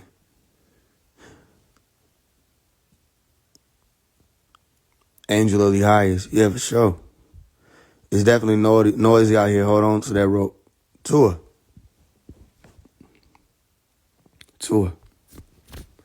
People waking up, y'all. People waking up. Man, we all still, if you look at it, listen, what y'all have to understand, I'm going to show you what to start doing. When you look at someone, see their child self. Okay? Meaning see them as a child. No matter who you look at, understand that people are still children. You're not on this planet long enough to truly evolve beyond childhood. You're still children. So when you see the murderers, they still children. You see the robbers, they still children. You know what I mean? You see the gangbangers, they still children. You see the political figures up there trying to act like they know what's going on? They're still children with opinions, all kind of stuff. They're just children. Children want to talk. Children want to play. You know what I mean? Adults don't want to admit they still want to play. They'll go to the casino. They'll gamble. You know what I mean? Or they'll chase tail, or they'll go to the club. They want to have fun. They still want to party. They don't understand that. So they're not understanding there's two different ways to play. Okay? And remember them days you say, yo, you don't play right. A lot of these people don't play right. They don't play fair. You with me? So you look at people and you see that, man, you'll stop thinking of people at a certain angle. Because that's all I see. When I look out, I see children. I look at these artists who have an issue with me, I just see children. You're children. Y'all weren't given a chance to grow up. Remember the letter I did to Youngboy? All right, I said codeine in bottles, we never grew up. That's real. That's real. That's one of the realest lines you'll ever hear in your life when it comes to this stuff. You know what I mean? Codeine in bottles. Y'all remember them days? Niggas was putting lean in sippy cups and bottles and walking around with a big ass bottle, no shirt on, and some shorts looking like a big ass baby. Because that's what we are. We're big babies. You know what I mean? Niggas say they still call themselves, I'm Lil Baby. I'm the baby. I'm baby. I'm the big baby. Listen, baby is still a big name for people. No matter how old you get, niggas still walk around calling themselves baby because that's what we are. And I remember Malachi explaining, don't worry because you're going to still grow. He said, don't worry if you stumble, if you fall. He said, babies fall sometimes. Babies do stumble. You know what I mean? You get back up and you keep walking. You know what I'm saying? Am I making sense to people? I'm not putting on, y'all. I was talking to one of the brothers recently. He was talking about how he was talking to this sister. And the sister, he said they were vibing. And then one of the AMs, he woke up and the sister sent him a message. And she was like, Grand Rising King and much abundance and the sun and the beauty and da-da-da-da. And he was like, yo, man. He showed me the message and everything. He like, yo, man, why she can't just talk regular? He said, this is why I fuck with you. He said, I be getting tired of all this people trying to play spiritual shit. He said, man, you don't be playing it. He said, like, just being around you. He said, you ain't trying to put on. I said, because that's not what spirituality is. That's why.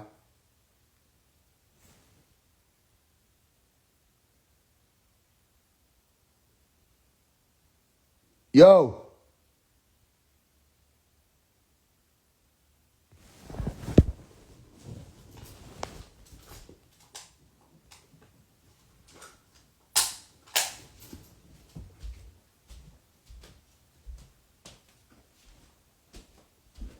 Yo.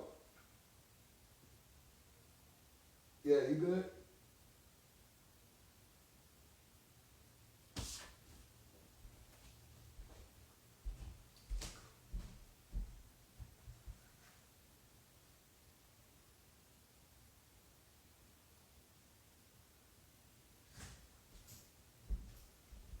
That shit is weird. You wasn't just out here? And you ain't been out here the whole time?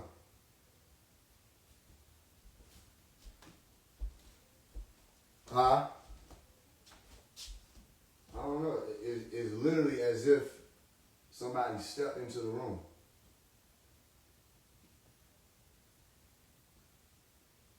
That's the only way. But ain't nobody on this side.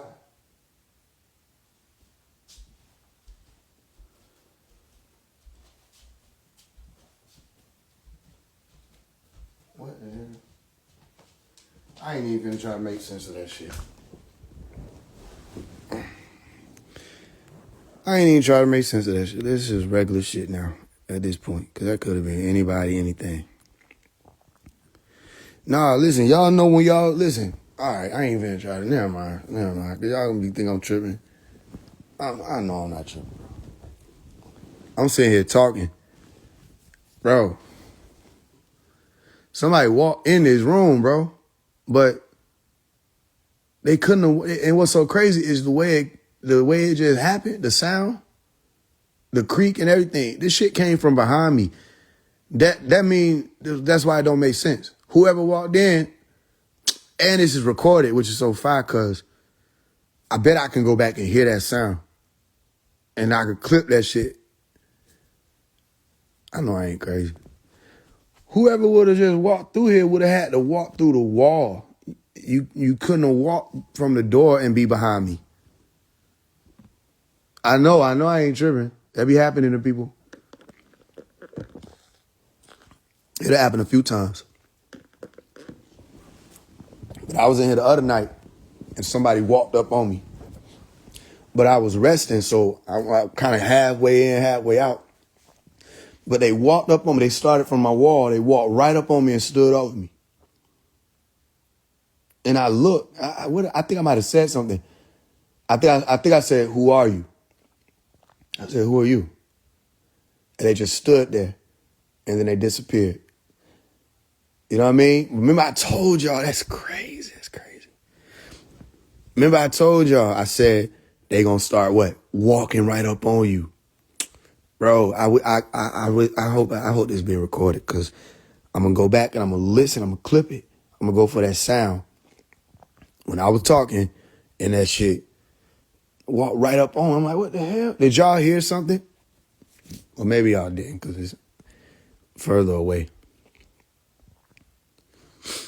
But nah, yeah, I don't. That's why. But that's what made me like get at them. I'm like, ain't no way somebody in here, because I couldn't think of how else. But that don't even make sense. Because I would have heard somebody coming in the house.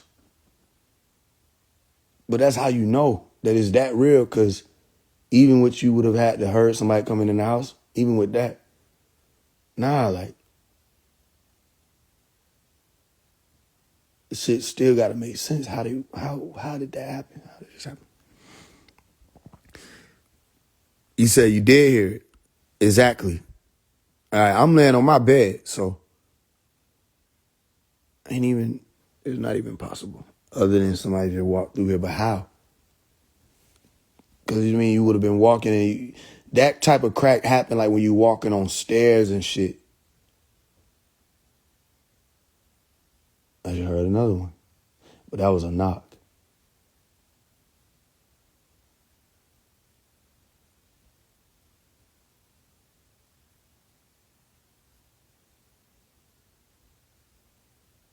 I'm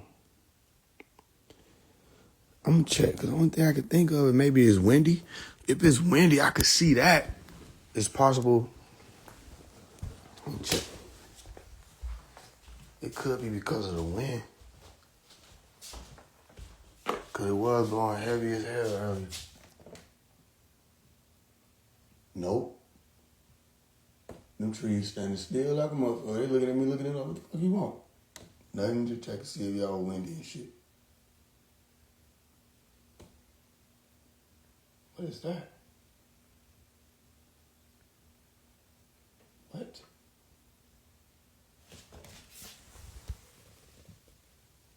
Yo, what the fuck is this? I'm forgetting y'all on the live. I'm having all kind of experience. Is there a deer sitting in my yard?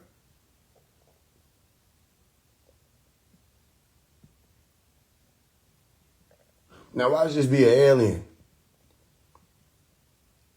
Deer don't sit. What are you doing sitting in the...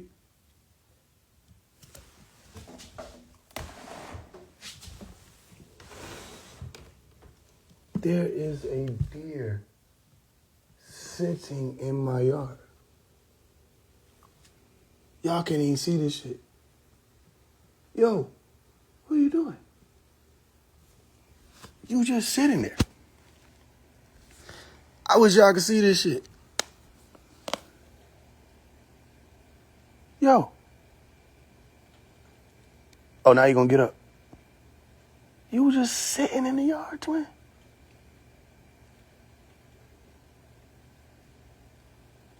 I wonder what that means, though. What does it mean? Deer sit, deer sit, deer sit, deer sit. Deer sit, deer sit, deer sit, sit deer, sit deer. Sit deer, deer sit. Sit deer, sit deer, sit deer. What is sit deer? What does that mean? Sit deer. Cedar, cedar. That's a tree. Cedar. Yep. And I can see, you know, I'm sure I'm probably not even supposed to be able to see half this shit I'm seeing. But it was clearly a deer sitting in my yard. And there's some other little shit running past. It look like it could be a possum. Maybe I need to go outside. Cause that ain't normal. I'm finna go my ass outside. Fuck that. Y'all ain't leaving me. If that shit mean come on. Let's do it. Hey, oh, let's do it. Hey, oh, let's do it. Yeah. Hey, man, this shit is beautiful. I ain't never seen no deer just sitting in the yard. And I could see this nigga. I'm like, it was a big one. I'm thinking this shit is like a small alien. That's right there.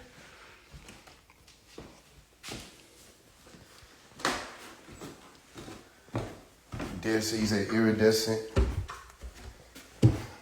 Deer see. I think Pop just talked about iridescent. Deer scent. Deer descent. I want y'all to see something, but again, I ain't trying to make it too obvious. But I do want to show y'all some shit.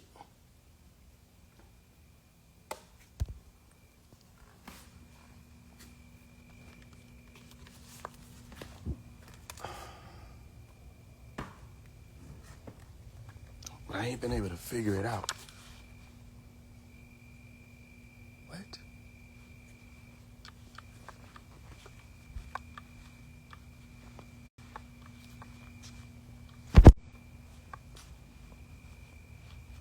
Okay, y'all ain't gonna be able to see it.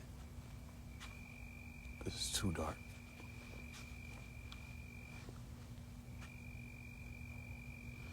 But, all right, so let me ask y'all a question.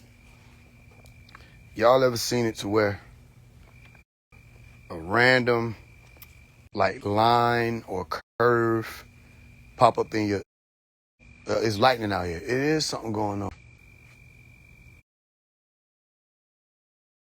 I knew it. And y'all was telling me to come outside. For what? I'm open to receive. And it's lightning, ain't even no clouds out here. I'm gonna see, y'all might be able to see that. See if you can see it when it flash again.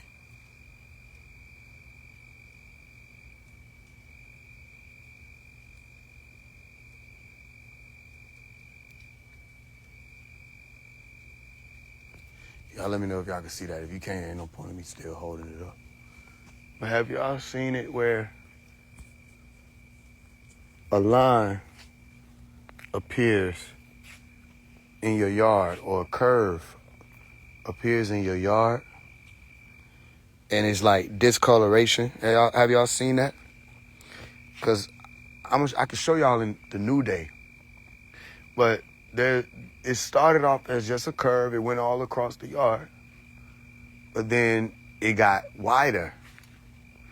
And it's not, when you look at it at first sight, you think, okay, maybe something could have drug itself across. But then you like, no, because you pay attention and it's not engraved. It's just a different color. It's a darker green. Right? Okay. So, y'all, when I come out here yesterday or 2 days ago, something say, yo, pay closer attention to the line. So I paid closer attention to the line. I'm going to show y'all this so y'all know I ain't lying. I paid close attention to it, and what I see? Mushrooms. Mushrooms lining up on the line. Does this make sense to anybody? Because it don't even add up to me. There were mushrooms lining up. Meaning only in the patch of grass that's that line or curve, little mushrooms are growing along it. I'm like, what the fuck is this? What is this? You said deer represent innocence, grace, kindness, good luck, or even guardian angel. Well, that's what Google say. Well, that's good then. Yeah, y'all can't see what I see. But listen, y'all, there are mushrooms in the yard. And I don't know what this is. Man, what is happening here?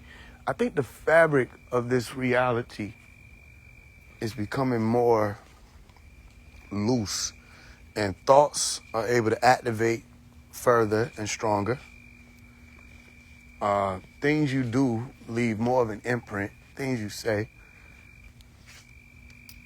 But I don't know what could have caused that. And then there's another one forming that's a smaller version of it. The shit look like a crop circle. The only thing about crop circles, though, is what am I doing? I gotta figure this shit out, because if not, I'm gonna go crazy. Only thing about crop circles is when you look at the crop circles, you could tell something had landed.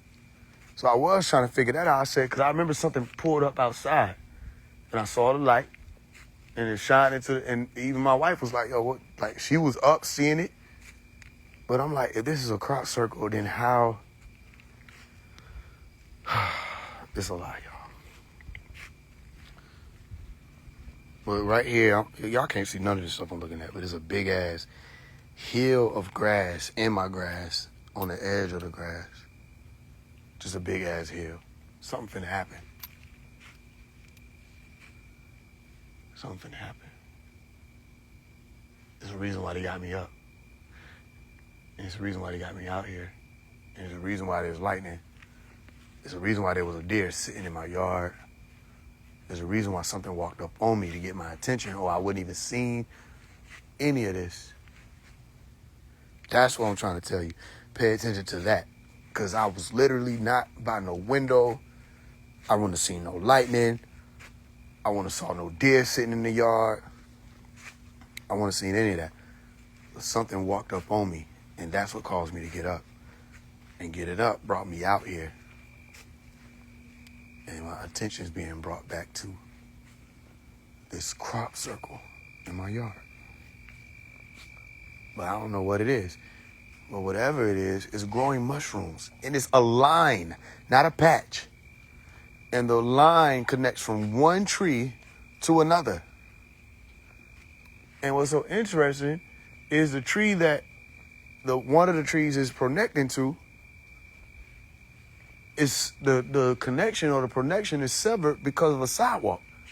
But it's still angled, and it looks like it's attempting to curve and create a circle. I don't know. But y'all know I ain't gonna make shit up.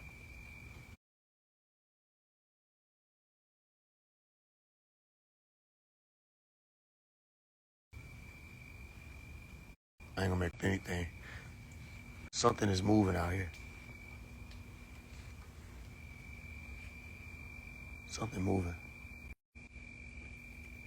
Anybody ever seen something like that? Deer just sitting in the dark?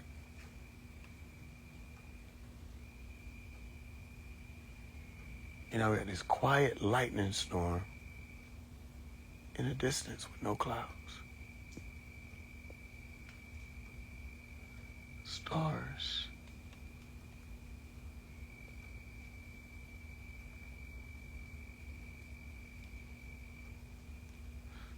Malachi said, he said, pay attention to the signs. They're going to be signs. You say you seen it in the country at night? Deer will come out and just sit? I'm not saying they don't. I'm saying I ain't never seen that. And since I've been here, deer come out. And they walk around at night. But I ain't never seen them just sit in the yard like that.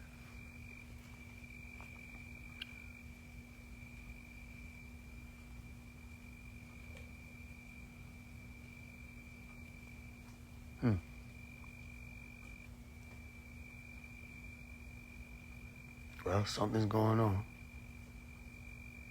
Something's happening. And I told you, I said, you'll get a call. Say, go outside. You'll go, and you'll see lightning. Y'all just witnessed it. Even though you couldn't see the lightning, this is what I'm telling you.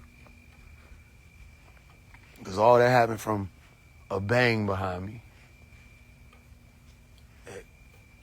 I have no idea what that is. And I was checking to see, okay, maybe it's windy. That's the only thing I could think could make something happen like that. But it wasn't windy. Y'all hear this. There's no wind. It's completely still out here. See the image of the moon.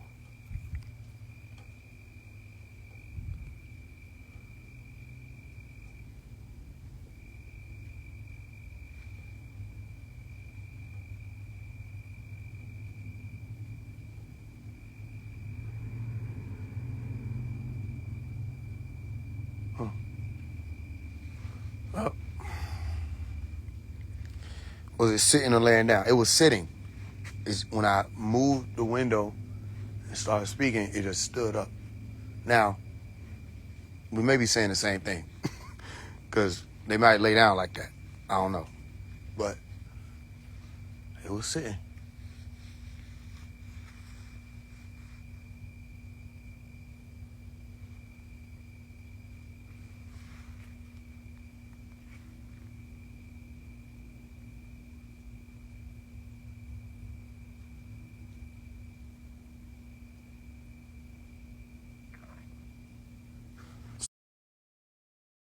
Something's afoot. Yeah. Something is afoot. I don't know what. I feel it. It's in motion.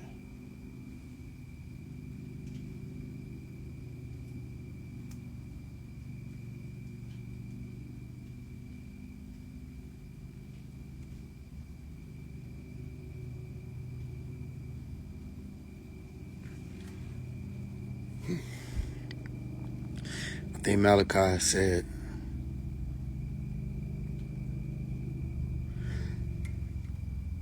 silent lightning is war happening in the skies. Is real. Mine showed up. Yeah, he did say that. Silent wars. Or the Star Wars in the skies. When there's lightning and no thunder and no rain, they fighting.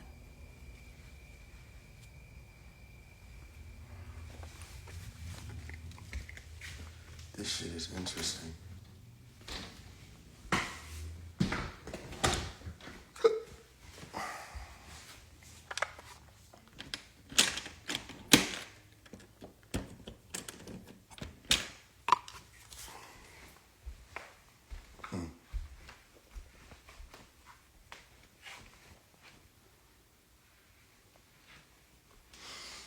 All right. Something's coming. Something's coming. Something big.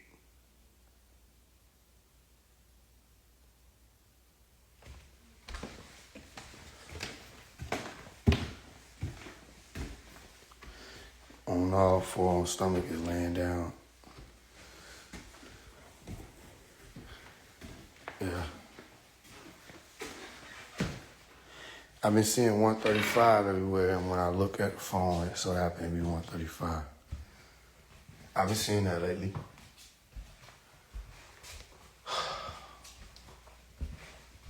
Something is moving. I don't know where. But something is happening right now.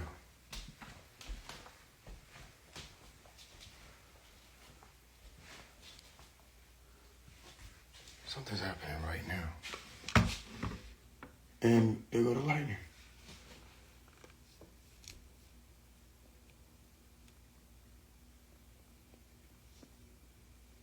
I'm gonna ask for a sign.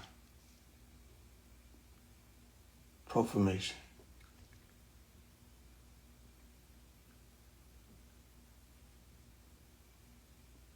And I want it to be audible, that people can hear it.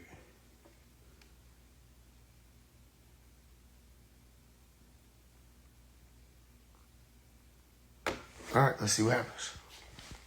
Shit. Let's see what happens, Captain.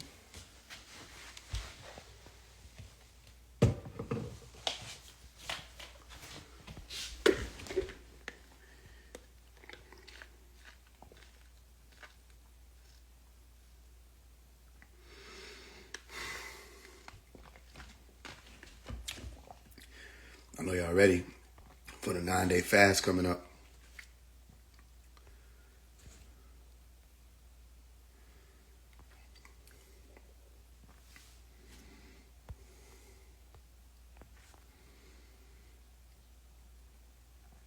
Yo, that sun really be looking like you can stand on rooftops and grab it. For sure. I was out there today in it, and the more I put my arms up and raise my arms up to it, the brighter it became. I had my eyes closed. The more I put my arms up to it, the brighter it became.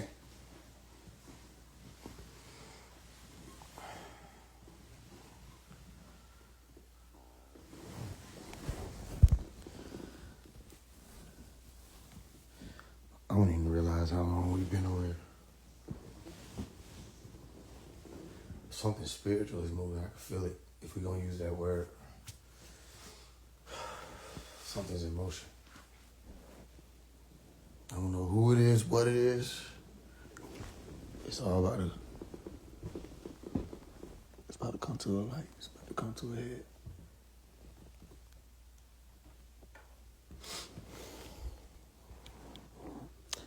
All right. With y'all questions, let's do it. We in another state.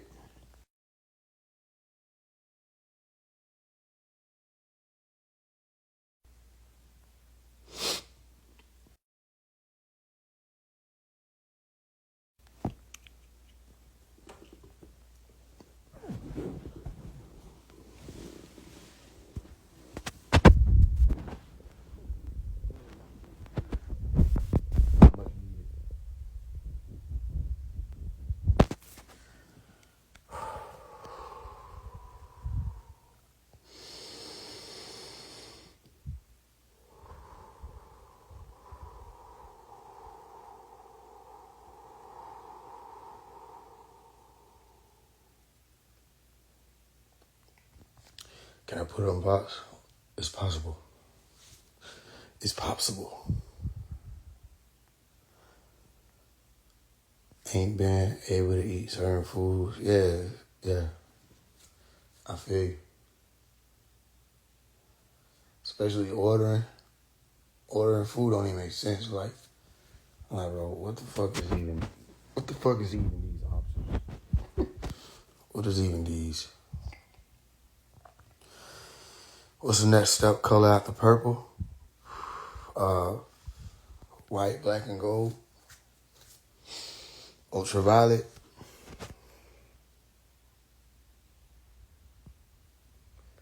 It's gonna look like this.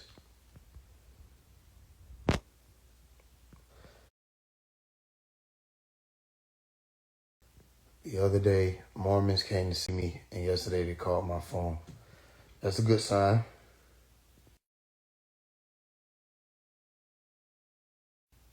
You know who the Mormons are? Those are the elders. Did you get their name? When the Mormons come to see you, those are the elders. Jehovah's Witnesses come to see you, those are the angels.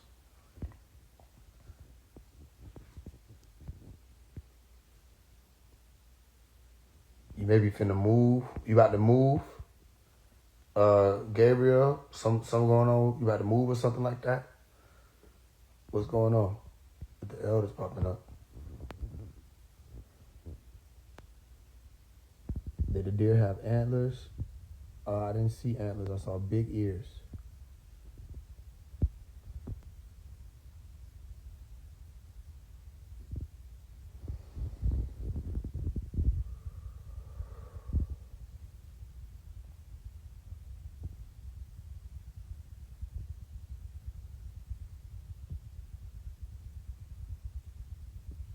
I give myself away.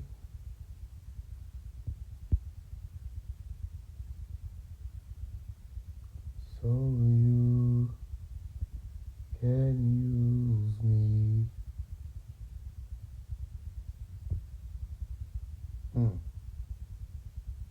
Y'all heard it? I don't know how good his mic picking up, but that was the sign. What y'all hear? Who heard it?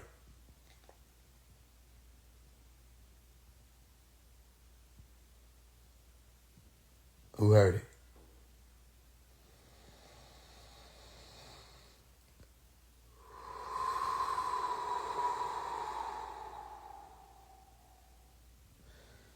I had my hand over the mic. It's interesting. So then nobody would have heard it.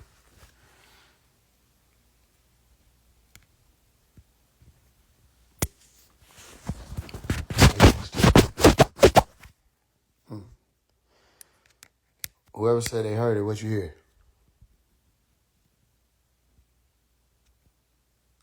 No, not that. No, not the wind. I had my hand over the mic. I'll tell you what it was. After I said, I'll give myself away so you can use me. There was an owl.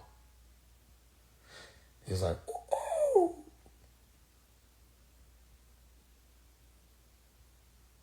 But who would have thought I'd be covering the mic up? That's crazy.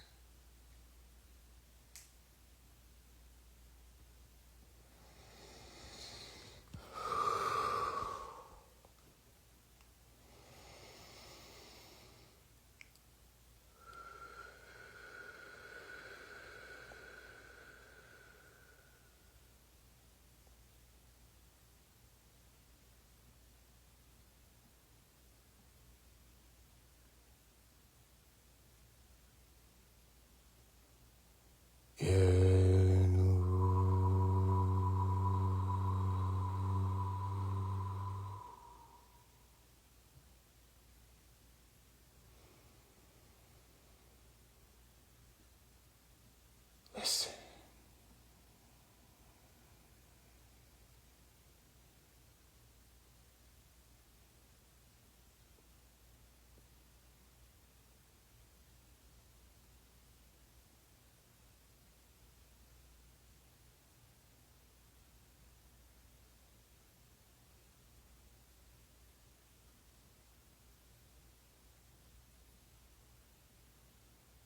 Yeah, no.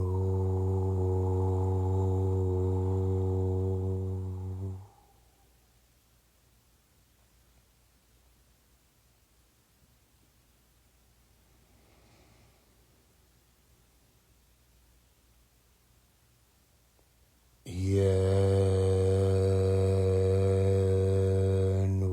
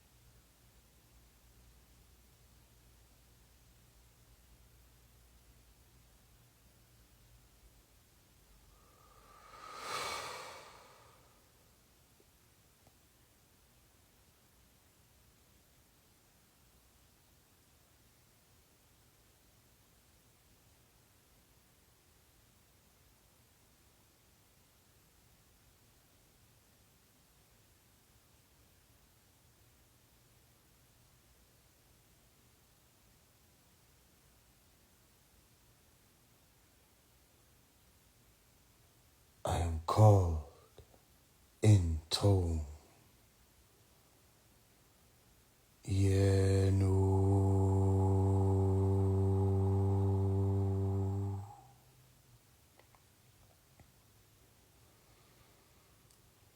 I was there, which is here in triple darkness.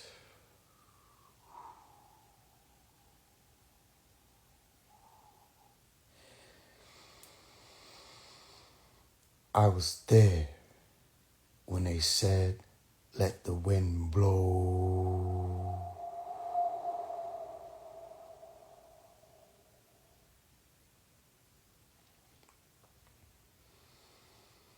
Who am I? What am I? To you, I am yeah, no.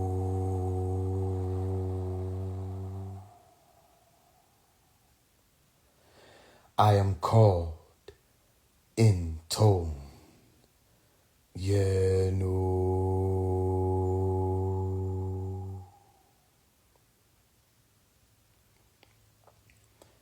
I was there, which is here, when they said, let there be light.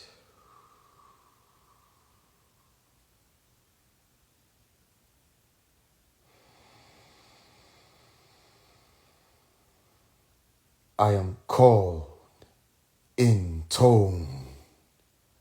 Yeah, no.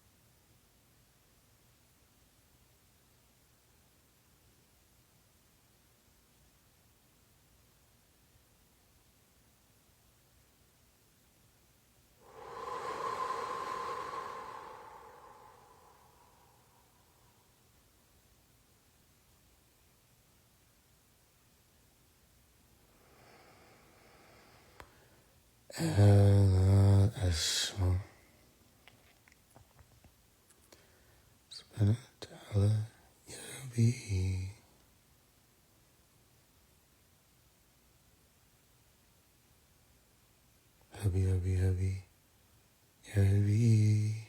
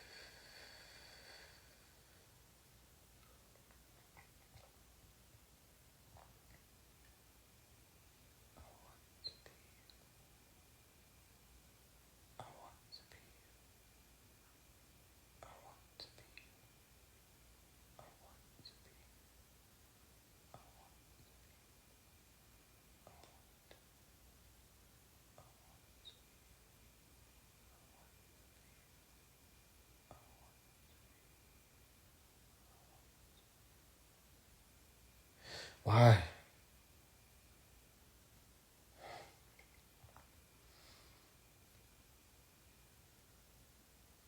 Why are they scared?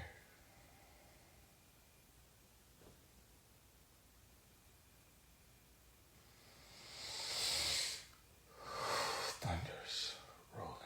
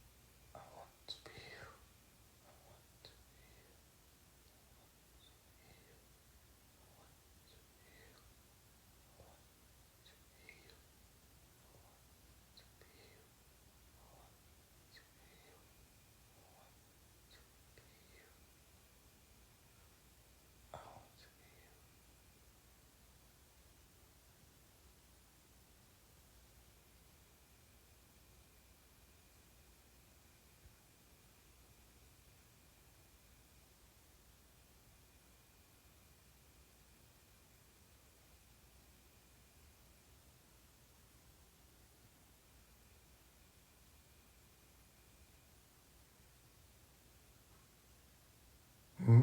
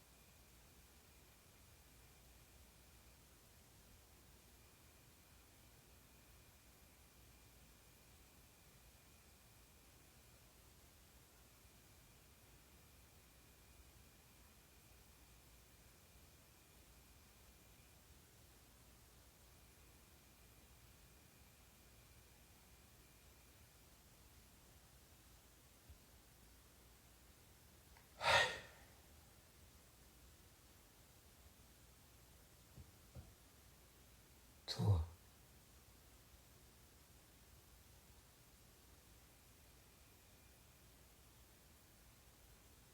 Why?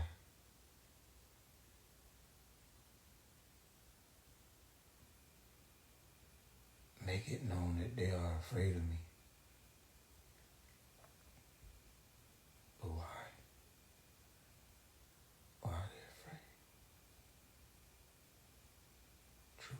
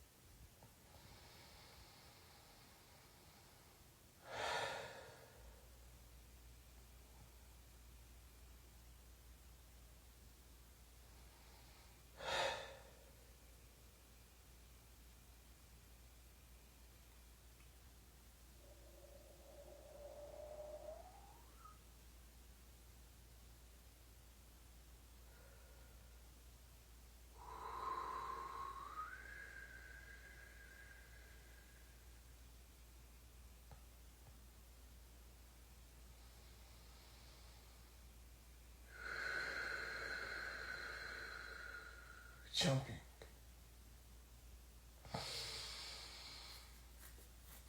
I want to be you. I want to be you. I want to be you. I want to be you. I want to be you. I want to be you. I want to be you. I want to be you. I want to be you.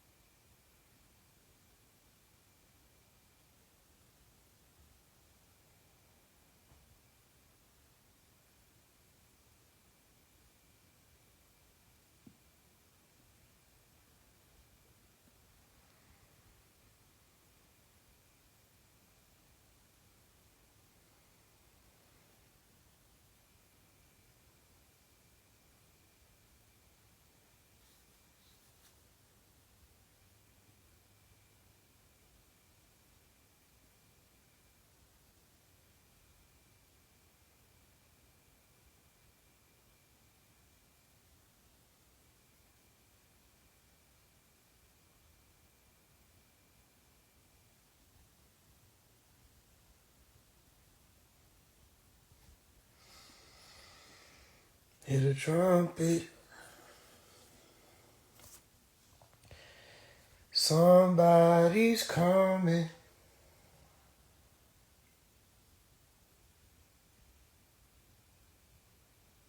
Take me away.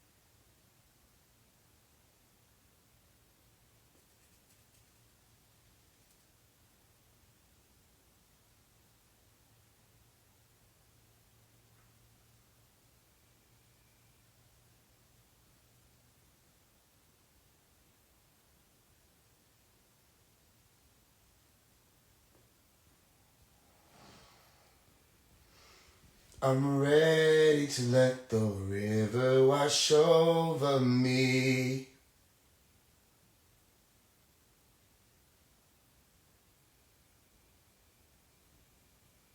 Wanna wake up and know where I'm going.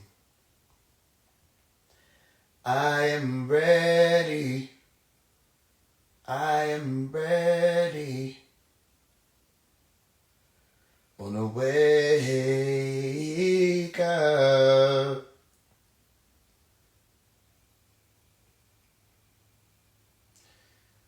The waters can redeem me. I am ready. Yes, I'm ready.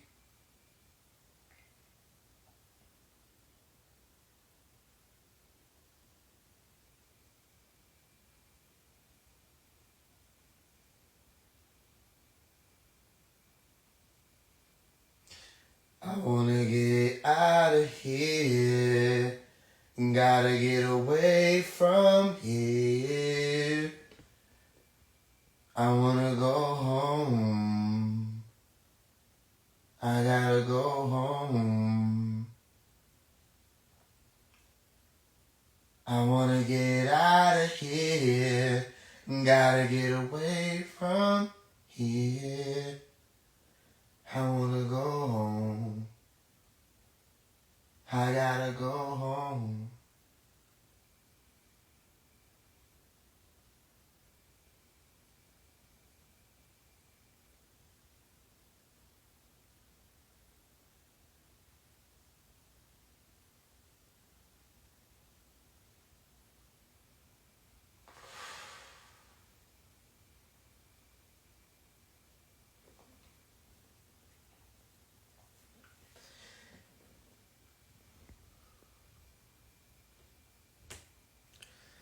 Even though your winds blow,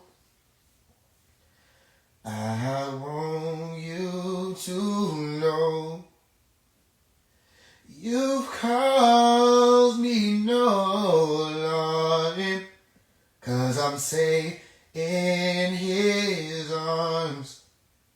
Even though your rain falls, I can still make this call. Let there be peace. Now I can say, go away. I command you to move today.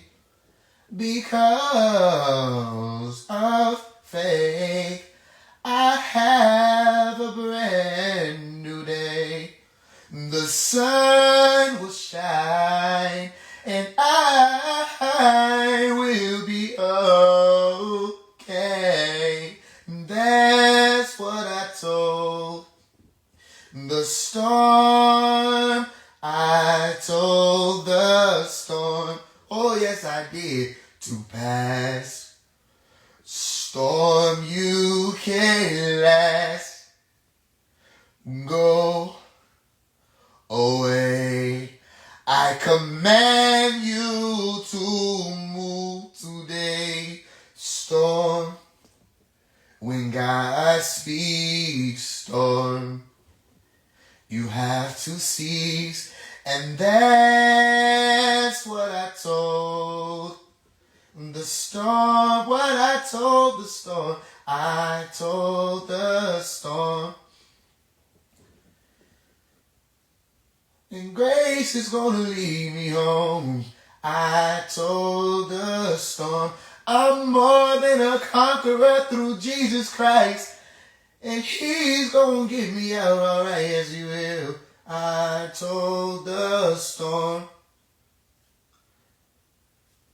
I stood on solid ground and told my storm, and you need to tell your storm today.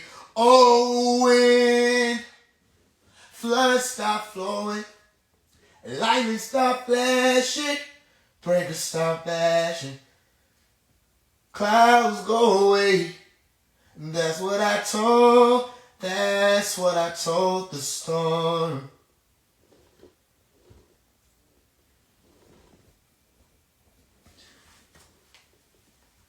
I told the storm to pass. Storm, you can't last. Go away. I command you to move today. Storm, when God speaks, storm, you have to cease. That's what I told the storm. I told the storm.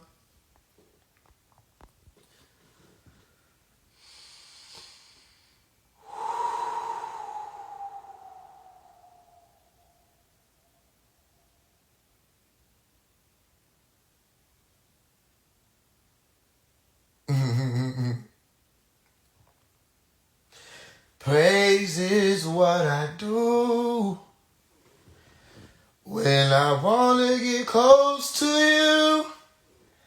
I lift my hands in praise. Praise is who I am. The devil can't stand your praise. It's what I do. Yeah, yeah. Praise is what I do.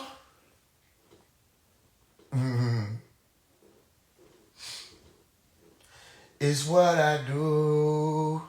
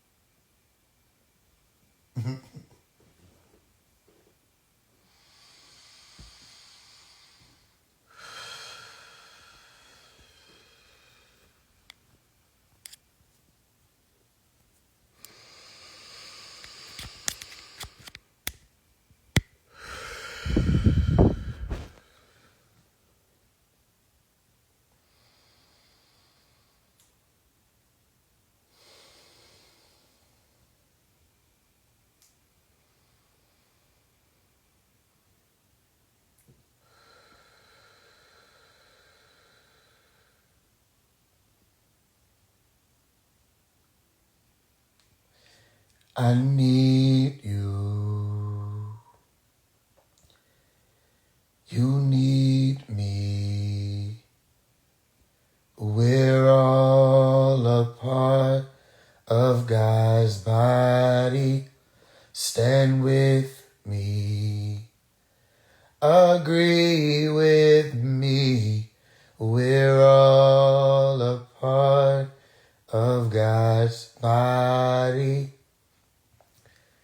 It is His will that every need be supplied. You are important to me. I need you to survive. I won't harm you with words from my mouth. I love you. I need you to survive. It is His will that every need be supplied. You are important to me. I need you to survive. I pray for you. You pray for me. I love you. I need you to survive. I won't harm you with words from my mouth. I love you. I need you to survive. It is His will that every need be supplied. You are important to me. I need you to survive. You are important to me. I need you to survive.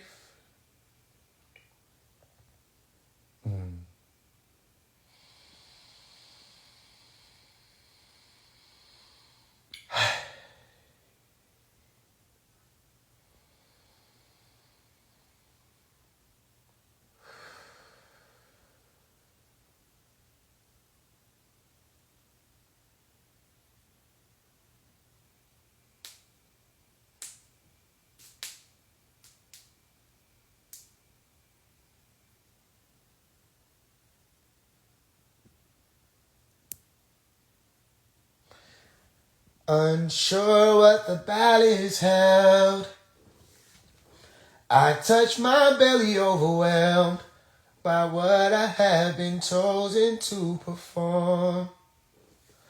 Whoa, this crazy circumstance. I knew his life deserved a chance, but everybody told me to be smart. Look at your career, they said. Lean up, baby, use your head. But instead I chose to use my heart. Now the joy of my world is Omari.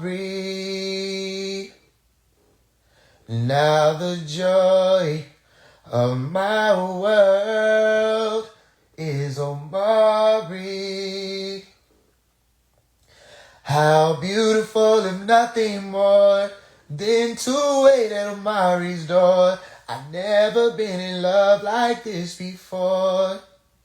Now let me pray to keep you from the perils that will surely come. See, life for you, my prince, has just begun.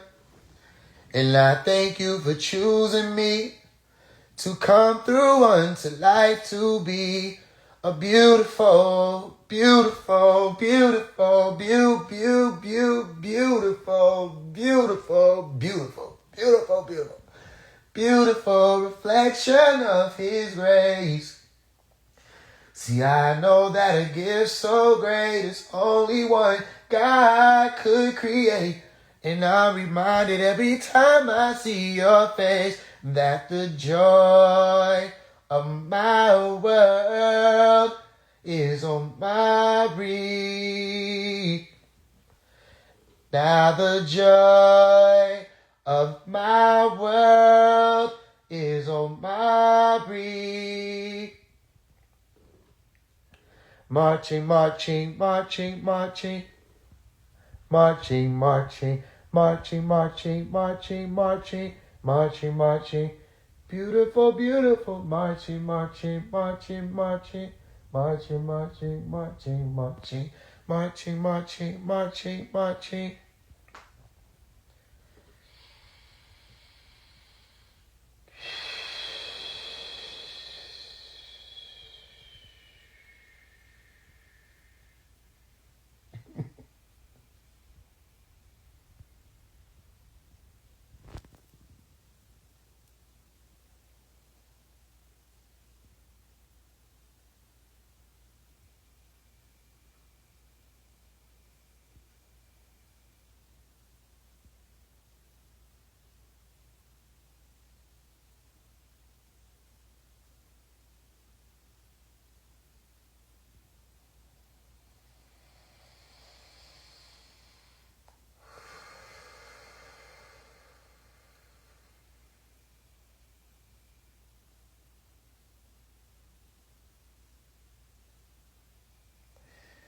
You with the sad eyes,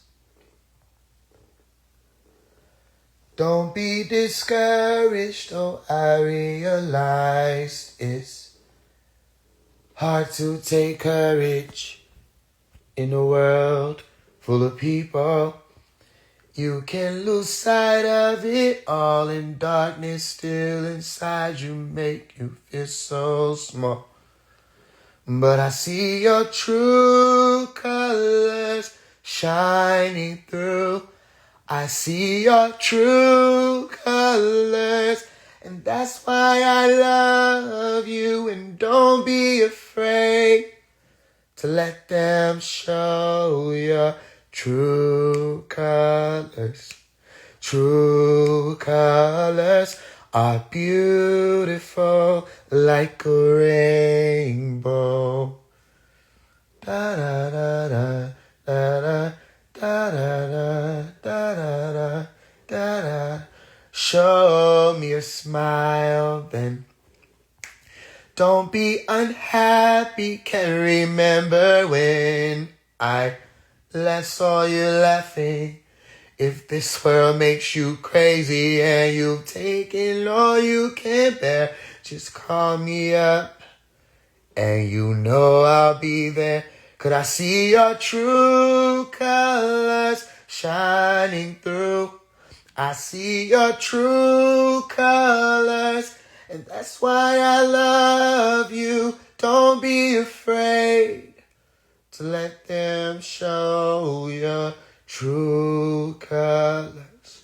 True colors are beautiful like a rainbow. Da da da da da da da da da da da da da da da da.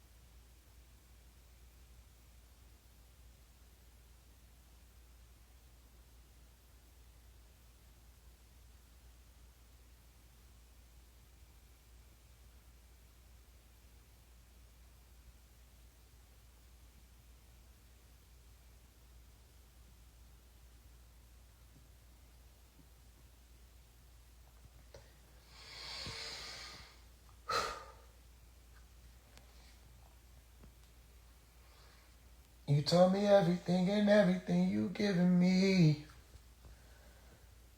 I always keep it inside. You're the guiding force in my life. Yeah. I can be, and it just wouldn't feel right if I didn't have you by my side. You were there for me to love and care for me when skies were gray. Whenever I was down and you were always there to comfort me. And no one else can be what you have been for me. You will always be. You will always be the girl in my life for all time. Mama, Mama, you know I love you.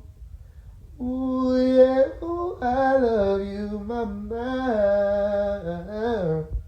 Mama, you're the queen of my heart. Your love is like tears from the stars. Mama, I just want you to know. Mama, I just want you to know. Loving you is like food to my soul. Yes, it is.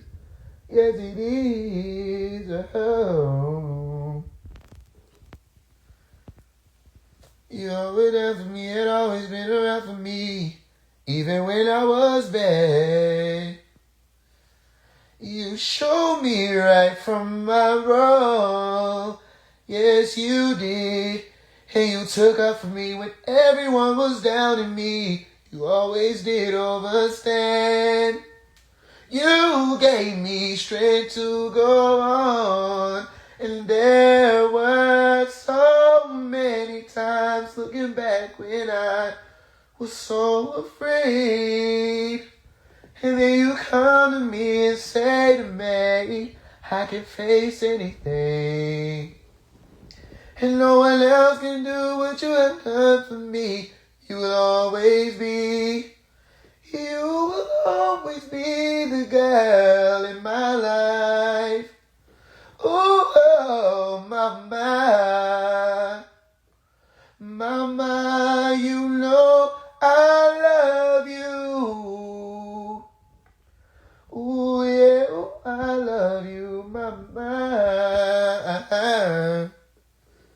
Mama, you're the queen of my heart. Your love is like tears from the stars. Mama, I just want you to know. Mama, I just want you to know. Loving you is like food to my soul. Never gonna go a day without you. It heals me up just thinking about you. Could never go a day without my mama. Mama, mama, you know I love you. Oh, my.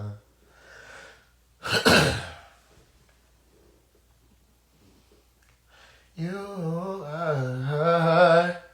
Your love is like tears from the stars. Your love is like tears from the stars. Mama, I just want you to know. Loving you is like food to my soul. Loving you is like food to my soul. Do, do, do, do, do, do, do, do.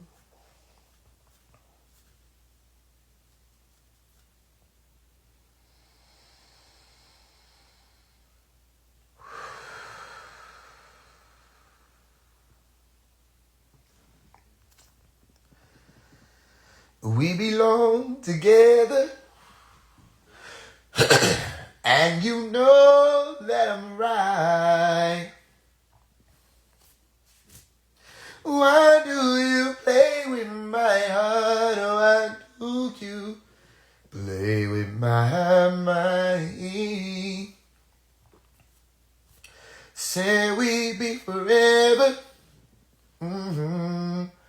Said it never died.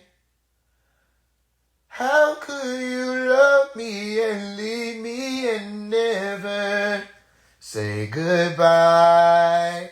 When I can't sleep at night without holding you tight, girlie, stomach dry, I just break down and cry, hanging my head, oh, I'd rather be dead.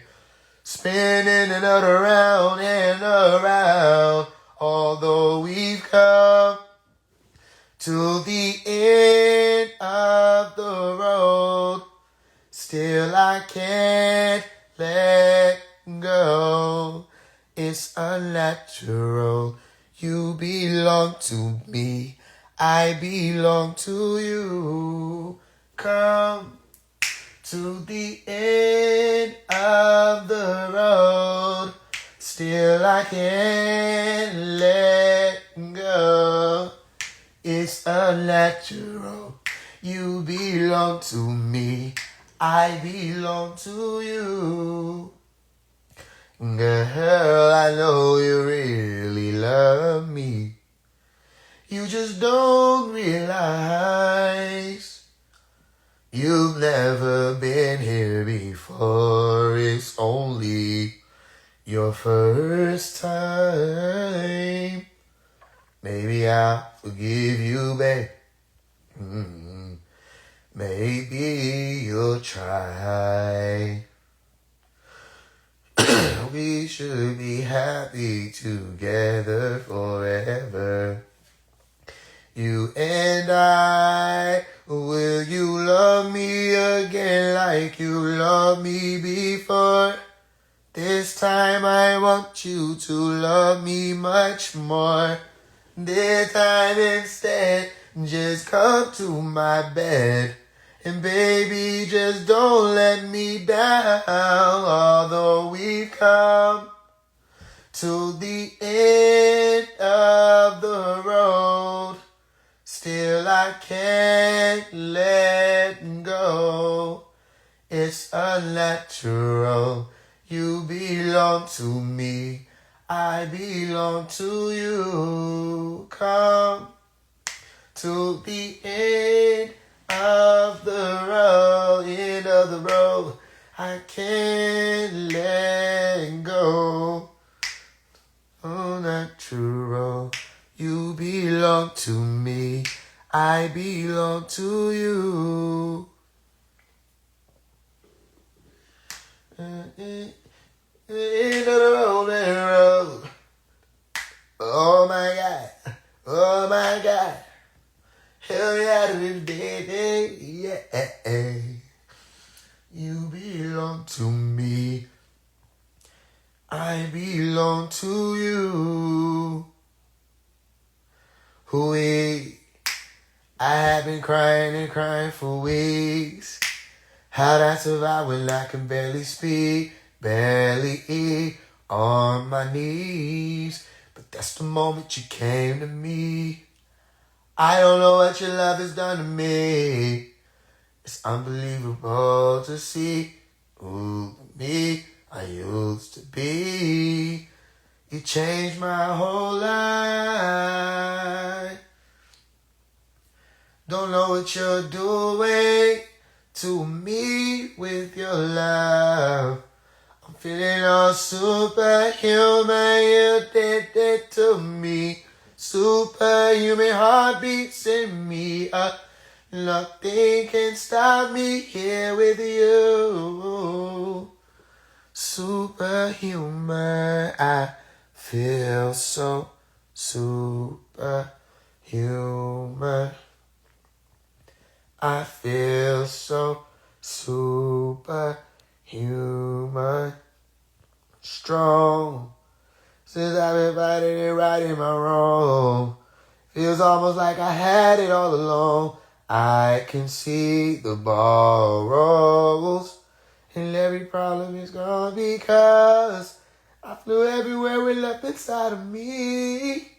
It's unbelievable to see how love can set me free. You changed my whole life. Don't know what you're doing to me with your love. Feeling all superhuman, you did it to me. Superhuman heartbeats in me, nothing can stop me here with you. Superhuman.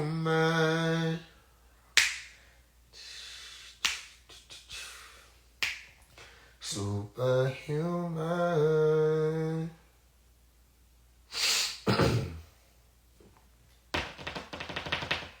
Close your eyes, make a wish, and blow out the candle lights.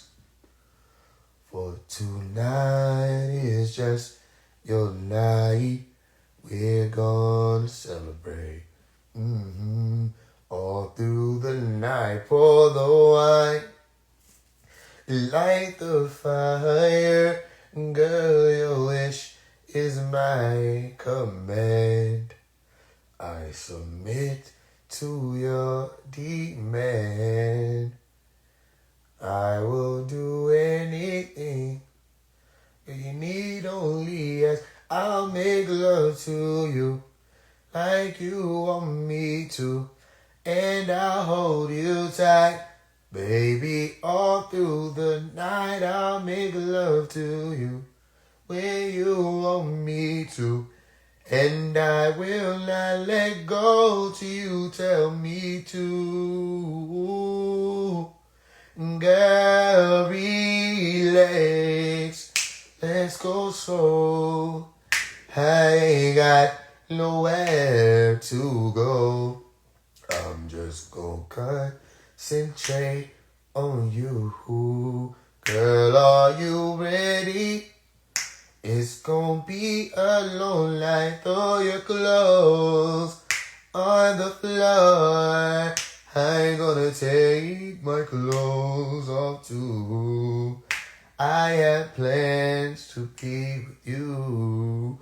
Girl, whatever you ask me, you know I will do. I'll make love to you like you want me to, and I'll hold you tight, baby, all through the night. I'll make love to you when you want me to, and I will not let go till you tell me to. Baby, tonight is your night, and I will do you right. Just make a wish on your night. Anything that you ask, girl, will give you the rest of your life, your life, your life. I'll make love and I'll hold you tight.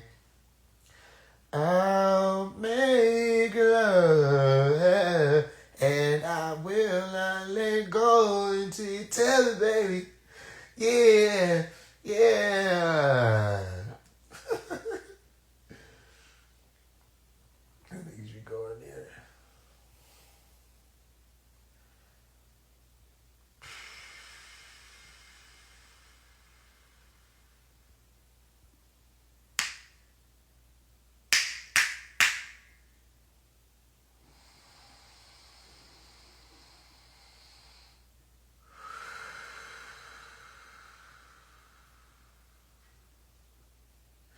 The presence of the Lord is here.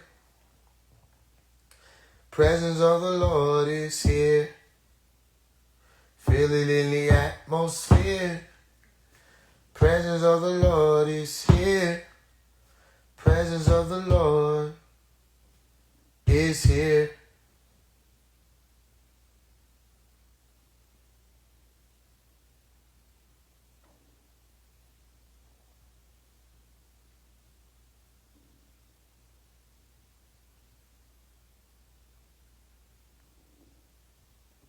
Makes any difference? I still love you, girl.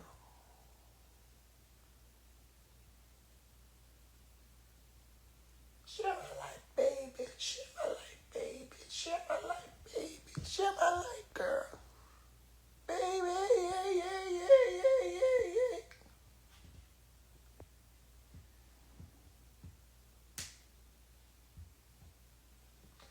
I think about the day I met the perfect stranger.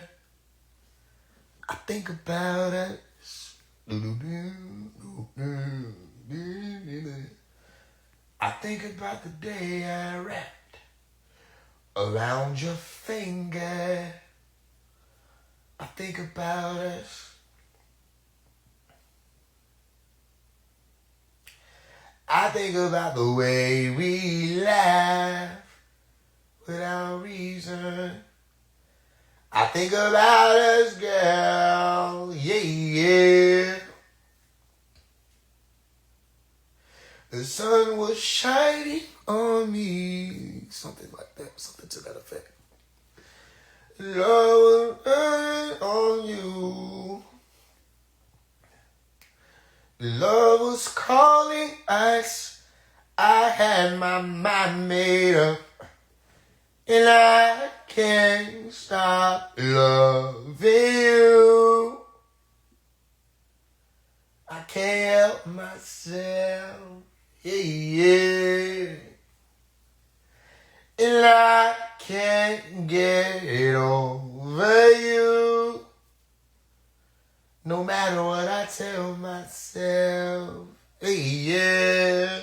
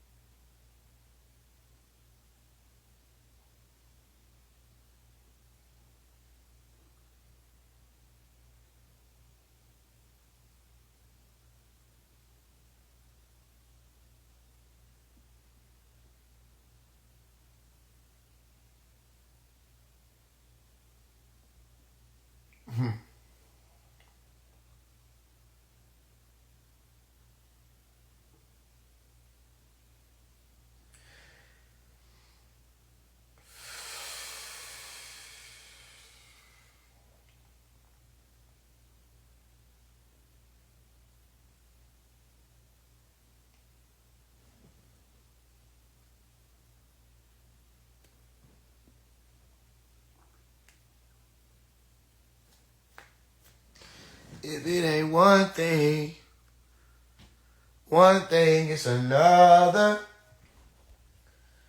But I'm so glad that we got each other. So sick and tired of being stressed out. Lord, please help me from this mess I'm in. Lord, pick me up over the hurt and pain. Deliver me from the rain. See, I don't want to stress no more. I don't want to struggle no more. Every day, every night I pray. Help me find my way. Help me find my way to stay strong and to keep my sanity so I can provide for myself and for my family. I'm so glad they believe in me because their loving gives me energy. Their loving gives me energy. And without them, I wouldn't make it no way. Holding on. Oh, holding on. Lord, lift me in pain. Deliver me from the rain. I don't want to stress no more. I don't want to struggle no more. No more.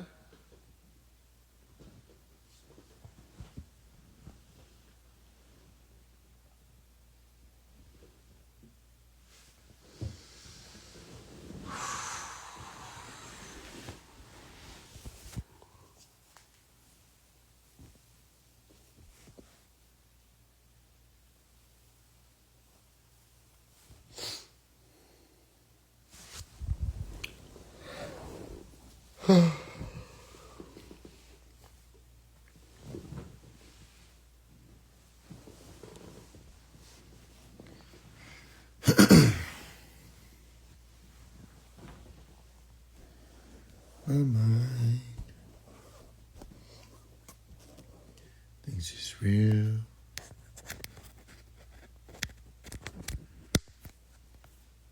My mind thinks it's real.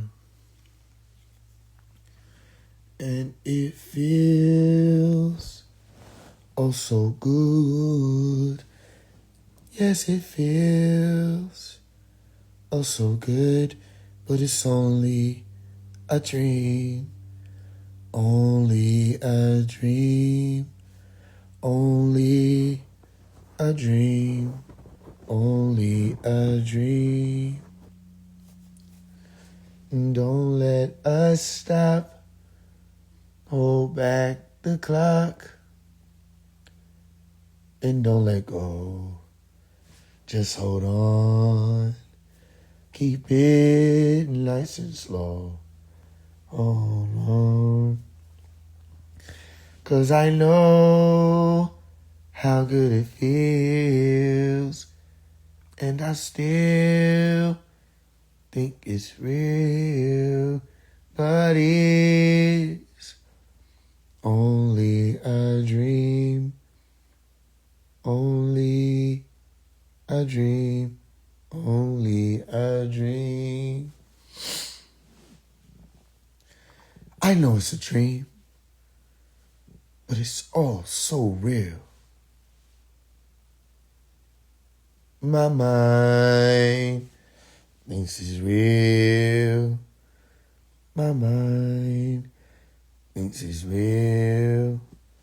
And it feels oh so good.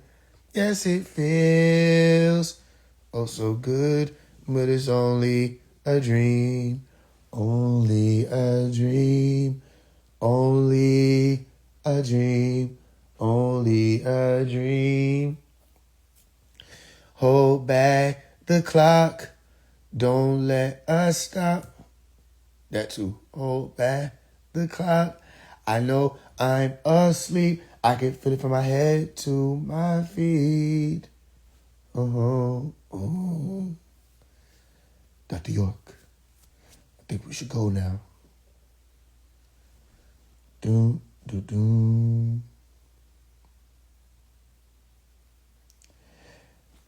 I don't want you to see me cry.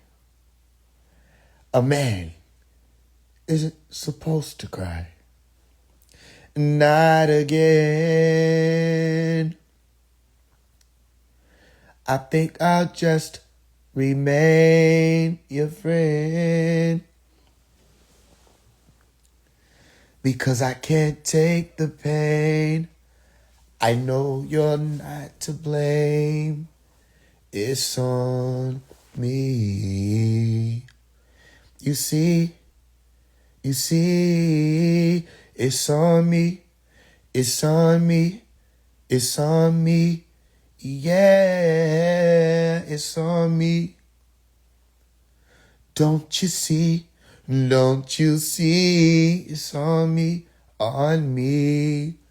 It's on me, on me. I can't take the pain. You're not to blame. Oh no, oh no. Now you see that I won't let this happen to me. Because I can't take the pain. I know you're not to blame. It's on me. You see, it's on me. It's on me. It's on me. Yeah, it's on me. Don't you see? Don't you see? It's on me. On me. It's on me. On me.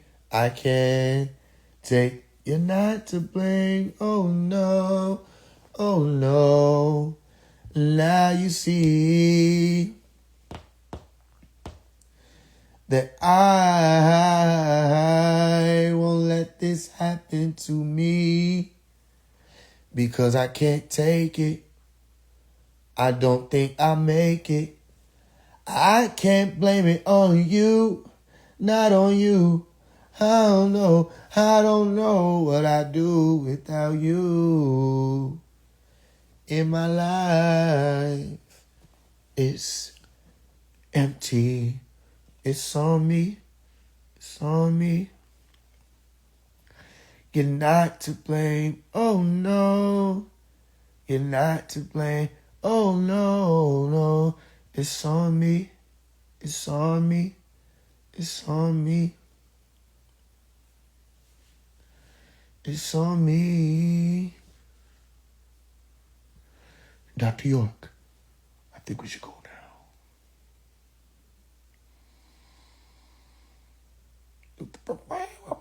It's on me.